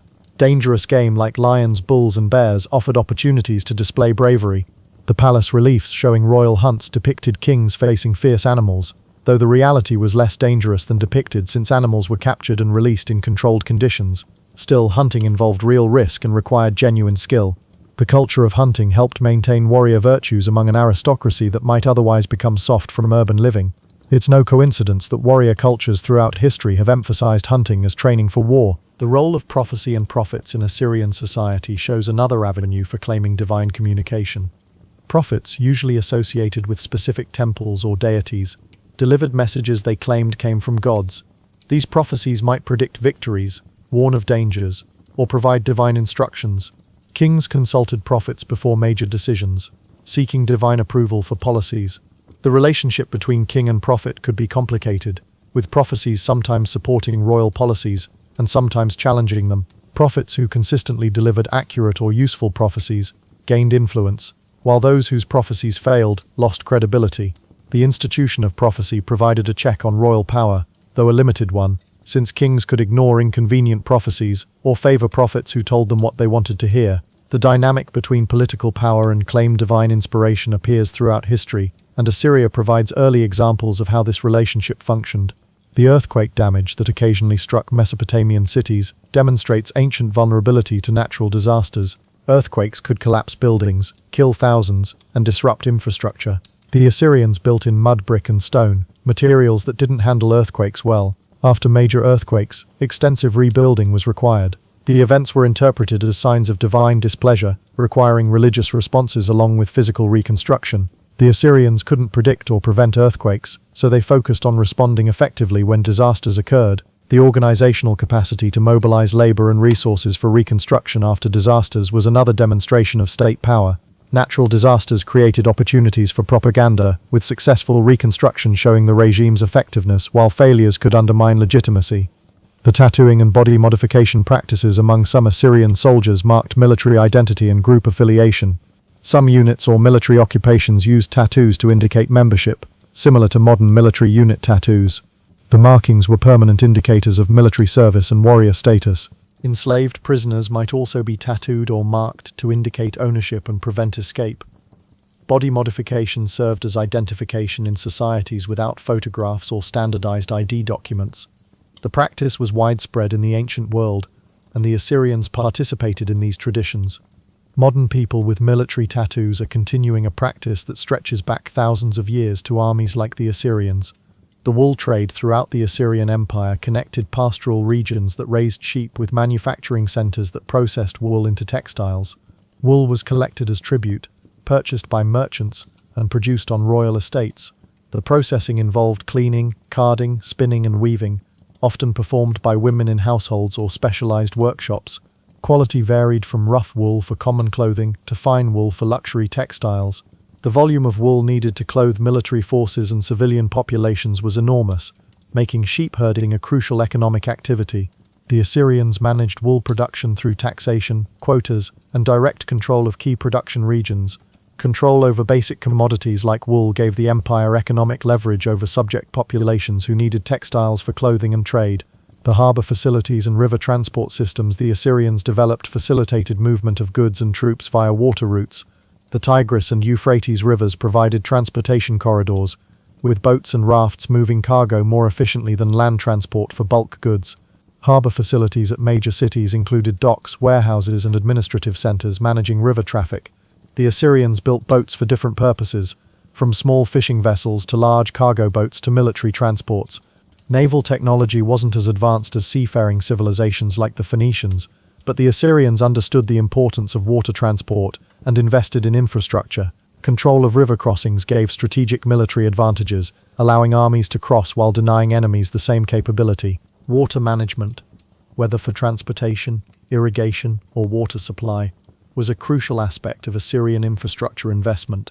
Of these resistance forms could defeat Assyrian military power directly, but they kept alive the possibility of freedom and ensured that Assyrian rule never became fully accepted or stable. The tribute system's complexity reveals how sophisticated Assyrian economic exploitation became. Different regions paid tribute in different forms based on their resources and productive capacity. Agricultural regions delivered grain, wine, and oil in carefully specified quantities. Pastoral regions provided livestock, horses for the military, and animal products. Forested regions supplied timber, crucial for construction and shipbuilding. Mining regions delivered metals, both precious metals for treasury and iron for weapons. Manufacturing centers provided finished goods like textiles, pottery, and weapons. Coastal regions paid in the products of maritime trade. The Assyrians maintained detailed records of what each province owed, adjusted tribute based on harvest yields and economic conditions, and punished shortfalls with systematic brutality. It was taxation as science, refined over centuries to extract maximum wealth while maintaining productive capacity. The royal hunt, a favorite activity of Assyrian kings, was more than recreation. It was military training, demonstrating courage and skill to the army. It was religious ritual, with the king symbolically defending civilization against chaos represented by wild animals. It was political theatre, showing the king's power over nature itself. Palace reliefs depict hunts in dramatic detail, showing kings facing lions, bulls, and other dangerous animals. These weren't fair contests. The animals were captured elsewhere and released into controlled environments where the king could kill them with minimal risk. But the propaganda value was immense, associating the king with bravery and power. Successful military commanders and high nobles also participated in hunts, creating a culture where martial prowess was constantly celebrated and reinforced. The water management systems the Assyrians constructed were engineering marvels that also served military and political purposes. Sennacherib's aqueduct, bringing water to Nineveh, was one of the wonders of the ancient world, using stone arches and carefully calculated gradients to transport water across valleys and hills. The system required precise surveying, massive labor forces, and engineering knowledge that most civilizations of the era couldn't match. But it wasn't just about providing water for the city, it was about demonstrating Assyrian power, showing that the empire could reshape the landscape itself. For most of their histories, they coexisted at a distance, aware of each other but not in direct conflict. The Assyrian expansion into the Levant brought them into competition for control of Syria and Palestine, regions Egypt considered within its sphere of influence. The resulting conflict saw Egyptian armies trying to stop Assyrian expansion, usually unsuccessfully. The ultimate Assyrian conquest of Egypt in the 7th century BCE shocked the ancient world. Egypt, which had resisted Persian invasions and maintained independence for thousands of years, fell to Assyrian military might. The occupation was brief and troubled, with constant Egyptian rebellions making the region more trouble than it was worth. Eventually, Assyria withdrew, but the fact that they had conquered Egypt at all demonstrated the terrifying extent of Assyrian power. The seasonal nature of ancient warfare intersects interestingly with Assyrian military organization. Most ancient armies campaigned during favorable weather, typically spring through fall, returning home for winter. The Assyrians' professional army allowed more flexibility, campaigning year-round when necessary. This gave them strategic advantages over seasonal opponents. They could launch winter campaigns when enemies didn't expect attacks. They could maintain sieges through multiple seasons, waiting out defenders who expected relief when weather forced armies to disband. The logistical complexity of year-round campaigning was enormous, requiring supply systems that could function in all conditions. But it gave Assyria military options that others lacked, allowing them to exploit timing and surprise in ways that kept enemies off balance. The role of divination and omens in Assyrian military decision-making reveals how ancient peoples combined practical military planning with religious belief. Before major campaigns, priests examined omens to determine if the gods favored the enterprise. They studied the flight of birds, the patterns in smoke, the shapes of clouds, and most importantly, the livers of sacrificed sheep. Assyrian omen texts provide detailed instructions for interpreting these signs, with specific formations indicating favorable or unfavorable outcomes. A king might delay a campaign if omens were bad, or proceed with confidence if signs were positive. Modern observers might dismiss this as superstition, but for the Assyrians, it was a rational way to gather information about an uncertain future. And since they believed the gods controlled outcomes, ignoring omens would be foolish and dangerous. The combination of omen reading and practical military planning characterized Assyrian decision-making at all levels. The arsenals and armories the Assyrians maintained in major cities were impressive by ancient standards. These weren't just storage facilities, they were manufacturing centers producing weapons and armor at industrial scales. Specialist craftsmen forged iron swords, produced composite bows, assembled chariots, manufactured armor, and created siege equipment. The standardization of equipment meant that parts were interchangeable and repairs could be made quickly. Quality control ensured that weapons met specifications and would perform reliably in combat. The scale of production required to outfit armies of tens of thousands of soldiers was staggering. Raw materials flowed in from across the empire, iron from mines, wood from forests, leather from tanneries. The finished products equipped the military machine that kept the empire expanding. The economic resources dedicated to military production were enormous, showing how the entire imperial economy was structured around warfare and conquest. The evolution of Assyrian armor over centuries shows continuous innovation in military technology. Early Assyrian soldiers wore simple leather armor, providing minimal protection. As warfare intensified and enemies developed better weapons, Assyrian armor evolved. Bronze-scale armor appeared, offering better protection while remaining flexible enough for movement. Iron gradually replaced bronze as the metal became more available and metallurgy improved. Helmet designs evolved to provide better protection while allowing adequate vision and hearing. Shield designs changed based on tactical requirements, with heavy infantry using larger shields for formation fighting, while light troops used smaller shields for mobility. The Assyrians borrowed good ideas from enemies and allies, adopting effective technologies regardless of origin. This technological adaptability kept Assyrian forces at the cutting edge of military equipment throughout the empire's history. The treatment of subject peoples varied based on how they came under Assyrian control. Peoples who surrendered before fighting received relatively better treatment, paying tribute but maintaining some autonomy under local rulers who swore loyalty to Assyria. Those who resisted and were defeated faced harsher consequences, with leaders executed, populations deported, and direct Assyrian administration imposed. Peoples who rebelled after initially submitting faced the worst treatment, with exemplary punishments designed to prevent future rebellions. This graduated system of oppression was rational from an Assyrian perspective, creating incentives for submission while maintaining the threat of extreme violence for resistance. It also created a hierarchy among subject peoples, with some having privileges that others lacked, making unified resistance more difficult. The architectural innovations in Assyrian palaces served both practical and propagandistic purposes. The palaces were genuinely impressive buildings, with elaborate floor plans, sophisticated drainage systems, and innovative construction techniques. They were also designed to intimidate visitors and project Assyrian power. A foreign ambassador approaching the palace would see massive walls, impressive gates flanked by giant protective spirits, and courtyards designed to make humans feel small. Once inside, he would walk through halls lined with reliefs, showing Assyrian military victories and the fates of enemies. The throne room was positioned to force visitors to approach the king from a distance, walking through spaces designed to inspire awe and fear. Every architectural element served to reinforce the message that Assyria was powerful, sophisticated, and unstoppable. The palaces were weapons of psychological warfare built in stone and brick. The supply chain management required to maintain Assyrian military operations was a logistical marvel. Moving an army of 60,000 soldiers plus support personnel, animals, and equipment required tons of supplies daily. Food for soldiers and animals, water for drinking and cooking, fodder for horses and pack animals, replacement equipment, medical supplies, all needed to be transported to wherever the army campaigned. The Assyrians built supply depots along major routes, pre-positioned supplies for planned campaigns, and requisitioned additional resources from territories the army passed through. They organized transport units with wagons and pack animals specifically for logistics. They calculated consumption rates and planned routes to ensure adequate supplies. Modern military logistics professionals study ancient campaigns and marvel at how the Assyrians managed complex supply chains without computers or modern transportation. The diplomatic immunity and safe conduct granted to ambassadors and envoys in the ancient Near East was generally respected, even during Assyrian times, though with interesting exceptions. Ambassadors could travel through hostile territory to negotiate, carrying messages between rulers without being attacked. This custom facilitated diplomacy and information exchange even during wars. The Assyrians generally respected these norms, understanding that functioning diplomacy required protected envoys. However, when ambassadors delivered unacceptable messages or their rulers reneged on agreements, the Assyrians sometimes punished the messengers as symbolic substitutes for the unreachable rulers.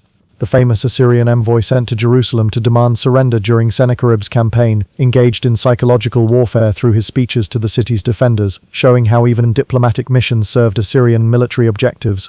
The fall of Assyria, when it came, was swift and absolute in a way that almost seems like cosmic justice. For centuries, they had been the unstoppable superpower. Then, in less than 20 years, the entire empire collapsed into dust and blood. It started with overextension. The empire had grown so large that maintaining control required constant military campaigns in multiple directions simultaneously. Egypt rebelled in the south. Babylonia, conquered and reconquered multiple times, rebelled again in the heartland. Mountain tribes pressed from the north. The Assyrian military machine that had seemed invincible was suddenly fighting on too many fronts, and cracks started showing in the foundation. The key turning point came when Babylonia allied with the Medes, a powerful kingdom from Iran that the Assyrians had never fully conquered. This wasn't just another rebellion. This was a coalition with the resources and military capability to actually challenge Assyrian dominance. In 612 BCE, a combined Babylonian and Median army laid siege to Nineveh itself. The capital city, with its massive walls and legendary defenses, the heart of the empire that had destroyed so many others, was now on the receiving end of everything Assyria had perfected. The siege lasted months. The walls that had seemed impregnable were breached. The palaces were looted and burned. The population was massacred or enslaved. Everything the Assyrians had done to dozens of cities was done to them, and there's a grim satisfaction in that symmetry even as you acknowledge the human cost. The destruction of Nineveh was so complete that the city effectively disappeared from history for centuries. The massive walls crumbled, the palaces collapsed, the temples burned. The famous library, with its tens of thousands of tablets, was buried under rubble where it would remain until archaeologists excavated it in the 19th century CE.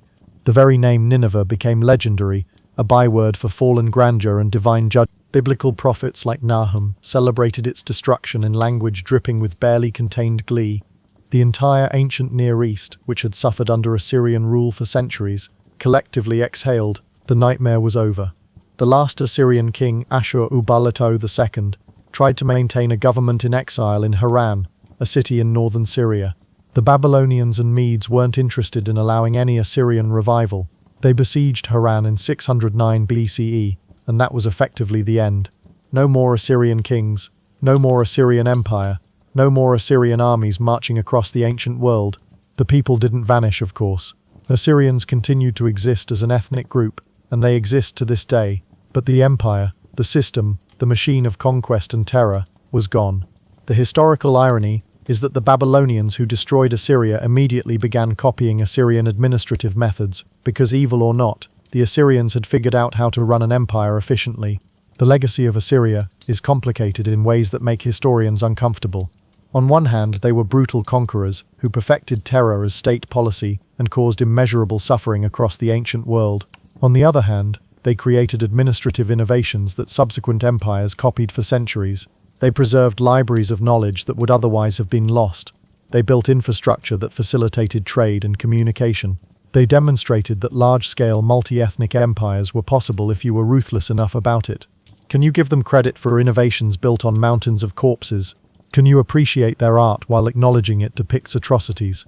These aren't easy questions, and anyone who gives you simple answers is lying. The archaeological evidence from Assyrian sites is both treasure trove and crime scene. The palace reliefs show military campaigns in extraordinary detail, giving historians insights into ancient warfare, technology, and tactics. They also show torture, execution, and mass suffering depicted with artistic skill and obvious pride. The administrative tablets provide invaluable information about ancient economies, languages, and societies. They also document deportations, tribute demands, and suppression of rebellions. The royal inscriptions are primary sources that scholars rely on for reconstructing ancient Near Eastern history. They're also propaganda texts bragging about genocide.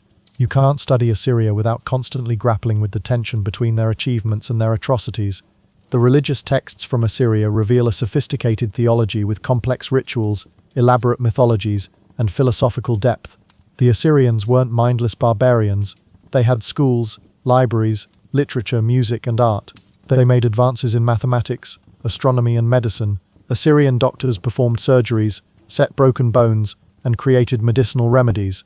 Assyrian astronomers tracked celestial movements and predicted eclipses. Assyrian mathematicians used sophisticated numerical systems and geometric principles. All of this happened while the empire was also perfecting methods of psychological warfare and industrial-scale brutality. Humans are complicated. Societies are complicated. The Assyrians were capable of both great sophistication and great evil, often simultaneously. The impact of Assyrian deportation policies lasted for centuries, and arguably shaped the demographic and cultural landscape of the ancient Near East permanently. When you move hundreds of thousands of people around an empire over several centuries, you fundamentally alter ethnic distributions, linguistic patterns, and cultural identities. Some historians argue that the cosmopolitan, multi-ethnic character of later empires like Persia and Rome was partly a legacy of Assyrian population mixing. Others point out that Assyria destroyed cultural continuities that might have preserved ancient traditions that are now lost forever. Both can be true. The Assyrians changed the world, for better and worse, and we're still dealing with some of those changes. The question of why Assyria was so brutal compared to other ancient empires is worth examining.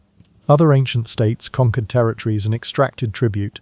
What made Assyria special was the systematic nature of their terror and their deliberate use of atrocity as policy. Some historians argue it was a rational strategy developed over centuries of trial and error. Massacring one city saves you from having to fight 10 cities because the other 9 surrender out of fear. It's evil, but it's logical evil. Others suggest Assyrian religion, with its emphasis on divine mandate and cosmic struggle, created a worldview where brutality wasn't just acceptable but theologically necessary. Probably it was both, plus cultural factors we don't fully understand, plus individual kings who were genuinely sadistic, plus institutional momentum where traditions of brutality became self-perpetuating. The ordinary Assyrian soldier was part of this system, neither purely victim nor purely perpetrator. He was recruited, often as a young man, into a professional military that trained him intensively and indoctrinated him into Assyrian military culture. He was taught that enemies of Assyria were enemies of Ashur and deserved no mercy. He participated in campaigns where atrocities were routine and expected. He also received regular pay, bonuses from plunder, land grants for retirement, and status within Assyrian society. He probably didn't think of himself as evil. He thought of himself as a professional soldier doing his duty for his nation and his god. This doesn't excuse the atrocities, but it helps explain how systems of mass violence function. You don't need cartoon villains. You just need ordinary people in a system that the victims of Assyrian conquest left fewer records. Naturally. But we can piece together their experiences from archaeological evidence, references in Assyrian sources, and accounts from cultures that survived. The destroyed cities show evidence of violent ends, burned layers, mass graves, hasty burials, collapsed walls.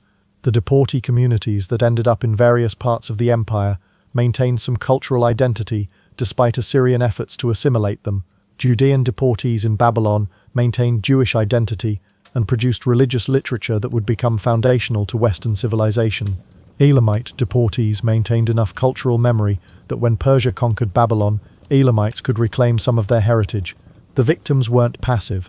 They survived, adapted, remembered, and eventually outlasted the empire that tried to destroy them. The economic foundations of Assyria's military power are worth understanding because they explain both the empire's success and its eventual collapse. The professional army was expensive. Maintaining garrisons across a vast empire was expensive. Building palaces, temples, and infrastructure was expensive. All of this was funded by tribute and plunder from conquered territories. As long as the empire kept expanding, new sources of wealth flowed in to fund continued expansion. When expansion stalled because there were no more easy targets, the economic model started breaking down. Provinces that had been bled dry for generations produced less revenue. The military needed more resources to hold territory than it gained from new conquests. The empire effectively bankrupted itself through military success, a trap that many other expansionist states would fall into throughout history. The Assyrian intelligence system, for all its sophistication, ultimately failed to prevent the coalition that destroyed the empire. They knew about Babylonian resentment and Median power. They had agents reporting on potential threats, but intelligence is only useful if you can act on it. And by the late 7th century BCE, Assyria was overstretched and unable to effectively respond to multiple threats simultaneously. When Babylon and Media allied, Assyria couldn't defeat them separately before they combined forces, and once combined they were strong enough to challenge Assyrian military superiority directly. It's a lesson repeated throughout history. Intelligence without capability is useless, and capability without resources is impossible to sustain. The aftermath of Assyria's fall saw widespread celebration among the peoples they had oppressed. The biblical book of Nahum is basically a victory song celebrating Nineveh's destruction, describing the city as a bloody, lying, plundering entity getting exactly what it deserved. Similar sentiments appear in Babylonian texts, Egyptian records, and other sources from peoples who had suffered under Assyrian rule. The collective memory of Assyrian brutality was so strong that even centuries later, when other empires rose and fell, Assyria remained the standard for evil empire comparisons. When later prophets wanted to threaten a city with total destruction, they compared its fate to Nineveh. The Assyrians achieved a kind of immortality through infamy. The archaeological rediscovery of Assyria in the 19th century CE created a new set of complications.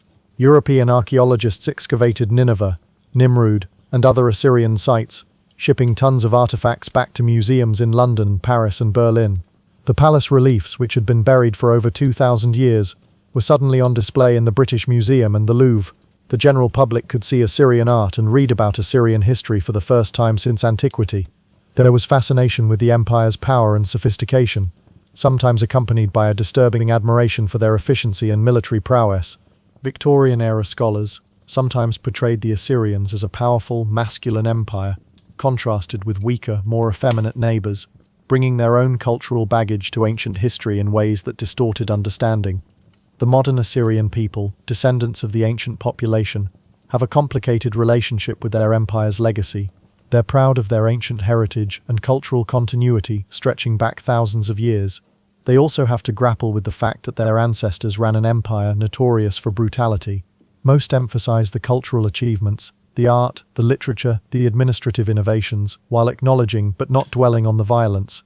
It's similar to how modern Italians relate to Rome or modern Mongolians relate to the Mongol Empire. You can be proud of your heritage's achievements while recognizing that historical empires did terrible things as a matter of course. The influence of Assyria on subsequent empires is clear once you start looking for it. The Persian Empire that replaced Assyria and Babylonia copied Assyrian administrative structures, road systems, and communication networks. Alexander the Great studied Assyrian military tactics. Rome's imperial ideology of civilizing barbarians through conquest echoes Assyrian religious justifications. The systematic use of terror for political ends recurs throughout history in ways that suggest later empires learned from Assyrian examples, either directly through historical knowledge or independently through similar logic. The Assyrians weren't unique in being brutal. They were unique in being so systematic and so successful at turning brutality into a tool of empire building. The art of Assyria, particularly the palace reliefs, raises ethical questions that museums are still grappling with today. Should we display art that depicts torture and genocide? Should we contextualize it with information about the suffering it portrays? Should we celebrate the artistic skill while acknowledging the horrific content? Different museums have made different choices. Some display the reliefs with minimal commentary, letting the art speak for itself. Others provide extensive historical context, explaining what's depicted and why. Some have even removed certain particularly graphic reliefs from public display. There's no perfect answer, but the questions matter. How we present the past shapes how we understand it, and understanding Assyria requires grappling with both their achievements and their atrocities. The linguistic legacy of Assyria is significant. Akkadian, the language of the Assyrian Empire, was the lingua franca of the ancient Near East for centuries. Diplomatic correspondence, international treaties, and trade documents were written in Akkadian, even by peoples who spoke other languages at home. The spread of cuneiform writing, which the Assyrians used and promoted across their empire, facilitated literacy and record-keeping in dozens of cultures. After Assyria fell, Aramaic gradually replaced Akkadian as the region's common language, but Akkadian continued to be used for scholarly and religious purposes for centuries. Scholars could read ancient texts in Akkadian, preserving knowledge that might otherwise have been lost. The empire's cultural influence outlasted its political existence by a millennium. The Library of Ashurbanipal deserves another mention, because of its preservation of the Epic of Gilgamesh, one of humanity's oldest literary works. Without Ashurbanipal's collection, assembled through a combination of legitimate scholarship and imperial looting, this epic might have been lost forever. The same is true for numerous other literary, scientific, and historical texts. The Assyrians preserved knowledge from Sumerian, Babylonian, Elamite, and other cultures even as they destroyed those cultures politically. This creates a moral paradox. Can we be grateful for preservation while acknowledging it came through conquest? Should we separate the value of preserved knowledge from the methods used to preserve it? These aren't rhetorical questions. They're real ethical problems that historians, museum curators, and anyone engaging with ancient history has to navigate. The military innovations of Assyria were studied by later civilizations and influenced warfare for centuries. The use of combined arms tactics with infantry, cavalry, archers, and siege equipment working in coordination became standard practice in later armies. The emphasis on logistics, supply chains, and communication networks influenced Persian, Greek, and Roman military organization. The development of siege warfare technology, particularly mobile siege towers and systematic ramp building, was copied and refined by subsequent conquerors. Even the psychological warfare tactics using terror and propaganda to weaken enemies before fighting them recurred in later empires. The Assyrians created a template for imperial military operations that others followed, for better or worse. The religious ideology of divine mandate that justified Assyrian conquest is a pattern that repeats throughout imperial history. Assyria claimed Ashur commanded them to conquer the world. Rome claimed they brought civilization and law. Medieval crusaders claimed they served God's will. European colonial empires claimed they were civilizing inferior races. American Manifest Destiny claimed divine blessing for westward expansion. The specific theology changes, but the structure remains the same. We are special. Our conquest is justified by higher authority. Resistance to us is resistance to cosmic order. Recognizing this pattern in Assyria helps us recognize it in later contexts, including our own time.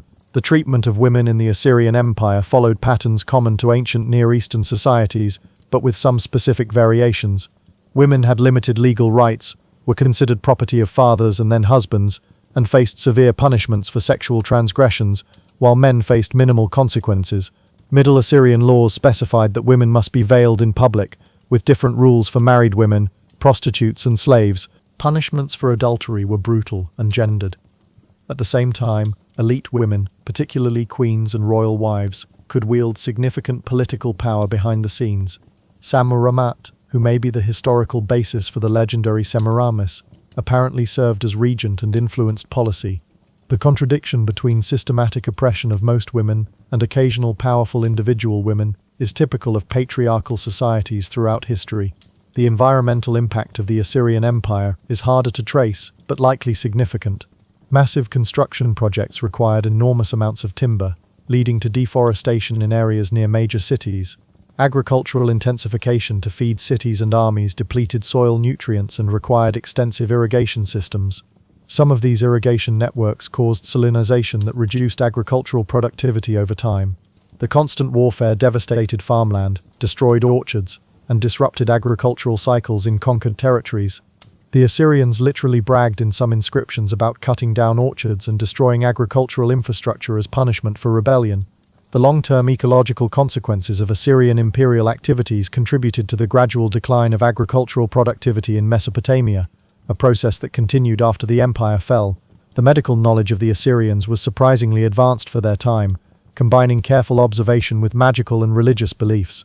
Assyrian medical texts describe symptoms, diagnoses, and treatments for various conditions. They performed surgeries, set broken bones, and created pharmaceutical remedies from plants, minerals, and animal products. At the same time, they attributed many illnesses to demons or divine punishment, and prescribed magical rituals alongside practical treatments.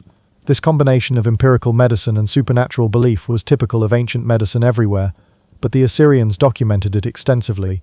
Some of their medical knowledge was preserved in the Library of Ashurbanipal and influenced later Greek and Islamic medicine, showing how even empire built on violence could contribute to human knowledge. The treatment of prisoners of war by the Assyrians varied based on status and utility. Common soldiers might be executed, enslaved, or forcibly enlisted in Assyrian auxiliary units. Officers and nobles faced worse fates, as we've discussed. Skilled workers were valuable and usually preserved for deportation. Women and children were enslaved. The sick and elderly were often killed as useless mouths to feed. The Assyrians weren't unique in treating prisoners harshly, but they were systematic about it in ways that maximized both economic utility and psychological impact. The mass graves found at sites of Assyrian conquests tell stories of organized killing on a scale that wouldn't be seen again until the modern era. The concept of collective punishment was central to Assyrian policy. If a city rebelled, everyone suffered, not just the leaders. If a province failed to pay tribute, entire communities were deported. If an official was corrupt, his family was punished along with him. This approach was designed to create collective responsibility and mutual surveillance. Communities policed themselves to avoid collective punishment. Officials monitored each other. The psychological effect was to make everyone complicit in the system of oppression, because defying it meant not just personal death but the destruction of everyone you cared about. It's a control mechanism that totalitarian states throughout history have copied, because it's horrifyingly effective. The Assyrian civil service, for all its service to an oppressive empire, demonstrated that complex bureaucracies could manage territories across vast distances. They had standardized forms, filing systems, and administrative procedures. Different departments handled military affairs, provincial administration, religious matters, and economic management. Officials received training in reading, writing, mathematics, and law. Promotions were based partly on merit, though connections obviously mattered. The system wasn't designed to serve justice or improve lives. It was designed to extract maximum resources with minimum rebellion. But the organizational innovations demonstrated that bureaucratic administration could work on a large scale, influencing later empires that used more benevolent policies within similar administrative frameworks. The propaganda value of royal inscriptions and palace reliefs can't be overstated. These weren't just records. They were carefully constructed messages designed to communicate Assyrian power to multiple audiences. Foreign visitors to Nineveh saw graphic depictions of what happened to rebels and read inscriptions describing the king's victories. They carried those messages home, effectively spreading Assyrian propaganda throughout the known world. Assyrian citizens saw themselves as part of a divinely favored nation destined to rule. The king himself was constantly reminded of his role as military commander and divine agent. The reliefs and inscriptions created a shared reality where Assyrian dominance was natural, inevitable, and blessed by the gods. Modern politicians and propagandists use similar techniques with different media. The economic inequality within the Assyrian Empire was extreme even by ancient standards. The royal family and high nobility controlled enormous wealth extracted from across the empire. Mid-level officials and successful merchants enjoyed comfortable lives. Free Assyrian citizens had protections and privileges. Conquered peoples paid heavy taxes and lived under constant threat. Enslaved populations had no rights at all. This hierarchy was maintained through force, law, and ideology. The system concentrated wealth upward so effectively that the king could build palaces and temples that required decades and thousands of workers. Meanwhile, peasants in the provinces struggled to survive on what remained after tribute was extracted. The economic model was extractive, exploitative, and unsustainable, but it worked for centuries before collapsing. The fate of Assyrian cultural artifacts after the empire's fall is instructive. Some palace reliefs were deliberately defaced by conquerors, targeting images of Assyrian kings and gods. Other artifacts were looted and carried off as trophies. Many sites were abandoned and gradually buried under accumulated debris. The rapid erasure of Assyrian material culture suggests intentional destruction by peoples who had suffered under Assyrian rule. When you've been oppressed by an empire for generations, destroying its monuments is both practical politics and emotional catharsis. The same pattern appears throughout history when empires fall. Statues are toppled, palaces are looted, symbols of power are defaced. The destruction of Assyrian sites by their victims mirrors how the Assyrians destroyed the sites of peoples they conquered. The question of whether Assyrian brutality was worse than other ancient empires is debated among historians. Some argue that Assyria was typical for its time, and that we judge it more harshly because their own records are so detailed about their brutalities. Others point out that neighboring peoples singled out Assyria as especially cruel, even by ancient standards. Probably both are true to some extent. All ancient empires were brutal by modern standards. Assyria was systematic and public about brutality in ways that shocked even their contemporaries. They didn't just commit atrocities, they documented and advertised them as deliberate policy. That combination of systematic violence and public celebration of it is what makes Assyria stand out in history as particularly evil. The linguistic analysis of Assyrian royal inscriptions reveals interesting patterns in how they described warfare and conquest. Early inscriptions focus on military prowess and divine favor. Later inscriptions increasingly emphasize administrative control and tribute collection. The language of conquest gradually shifts from glory of battle to efficiency of administration. This suggests that Assyrian imperialism evolved over time from a warrior culture celebrating violence to a bureaucratic machine optimizing extraction. The brutality remained, but it became more systematic, more calculated, more embedded in routine procedures rather than spectacular violence. This evolution from charismatic conquest to bureaucratic oppression is another pattern that repeats in imperial history. The religious syncretism that Assyria practiced had long-term cultural effects. By incorporating conquered peoples' gods into Assyrian religion, even as subordinate deities, they created a theological framework that later empires could adopt. The Persian Empire's relatively tolerant religious policy may have been influenced by Assyrian precedents. The Hellenistic practice of identifying foreign gods with Greek equivalents follows similar logic. Even Rome's inclusion of provincial cults in imperial religion echoes Assyrian patterns. The model of a supreme imperial god presiding over a hierarchy of subordinate regional deities allowed empires to maintain ideological unity while accommodating local religious diversity. It's manipulative and self-serving, but it's also more sophisticated than simple suppression of foreign religions. The technological innovations attributed to Assyria include improvements in metallurgy, particularly ironworking, advanced siege equipment design, innovations in water management and irrigation, and developments in architectural engineering. Some of these innovations were original Assyrian developments, others were borrowed from conquered peoples and refined. The Assyrians were skilled at identifying useful technologies from across their empire and adopting them. This technological adaptability contributed to their military and economic success. It also means that some technologies we consider Assyrian were actually borrowed from peoples the Assyrians conquered and destroyed, adding another layer of complexity to their legacy. The speed of Assyria's collapse offers lessons about imperial fragility. An empire that had dominated the ancient Near East for centuries fell in less than 2 decades once the decline started. Overextension, economic strain, and a coalition of enemies combined to bring down what had seemed an invincible power. The pattern repeats throughout history. Empires that seem permanent suddenly collapse when internal weaknesses meet external pressures. The Soviet Union, the Western Roman Empire, the Mongol Empire. Assyria was an early example of how quickly seemingly solid empires can disintegrate. Power that took centuries to accumulate can vanish in years when the foundations crack. The memory of Assyria persisted long after the empire fell. Greek and Roman historians wrote about Assyria based on earlier sources and legends. Biblical texts preserved both historical accounts and theological interpretations of Assyrian actions. Medieval and Renaissance scholars knew about Assyria mainly through classical sources and the Bible. The physical remains of Assyrian cities were gradually buried and forgotten until 19th century archaeology rediscovered them. In a sense, Assyria died twice, once politically in 609 BCE and once from cultural memory over the following centuries.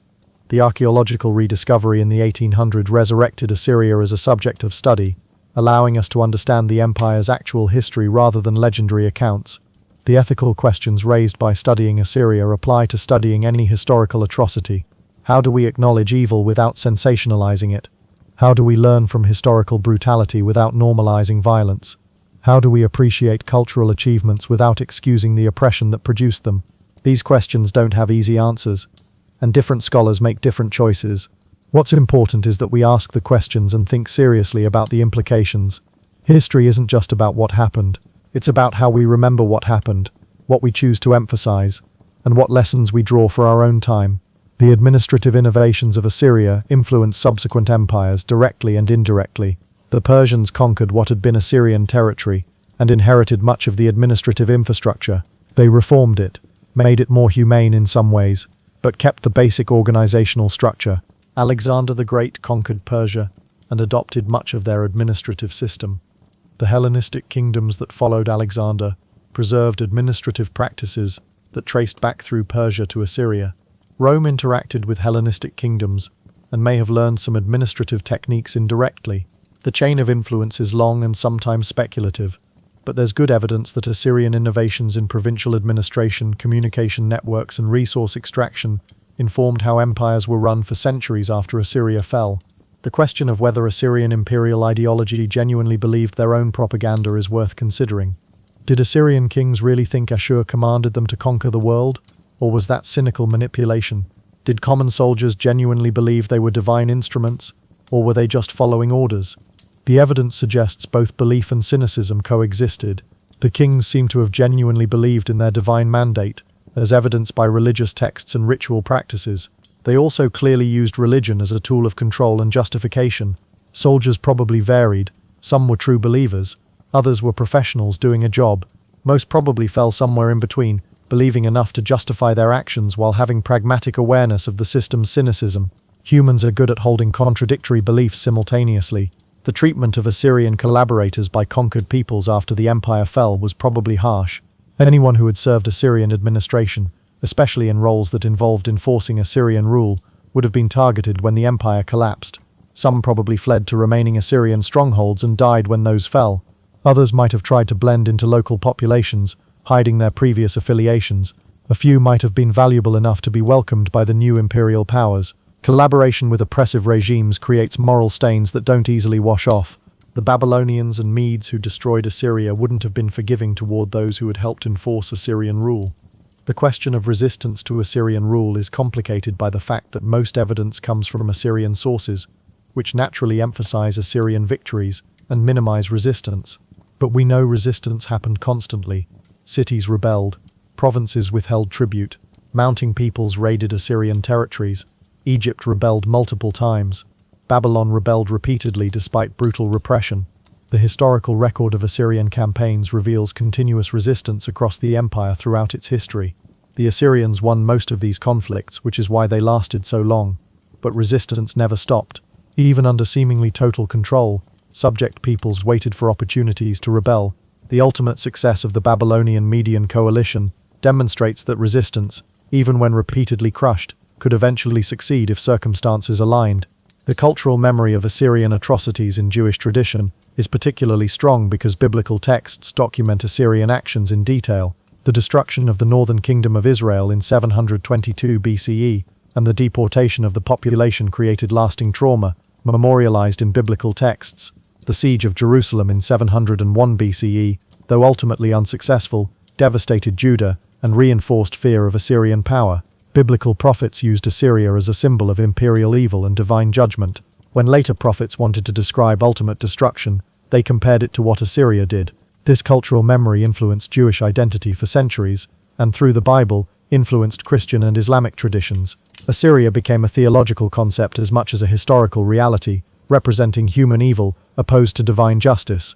The archaeological evidence from Assyrian deportation sites shows that displaced populations maintained some cultural identity despite Assyrian efforts at assimilation. Pottery styles, burial practices, and religious artifacts from deportee communities in various parts of the empire show continuity with their homelands. This suggests that despite the trauma of deportation and Assyrian pressure to assimilate, people preserved cultural traditions. The survival of Jewish identity through the Babylonian exile, which followed similar patterns to Assyrian deportations, demonstrates that cultural continuity was possible even under imperial oppression. The human spirit's resistance to total erasure is evident even in the archaeological record of empire's cruelest policies. The economic legacy of Assyrian extraction was regional impoverishment that lasted for generations after the empire fell. Provinces that had been systematically exploited for centuries needed time to recover agricultural productivity, rebuild infrastructure, and accumulate capital.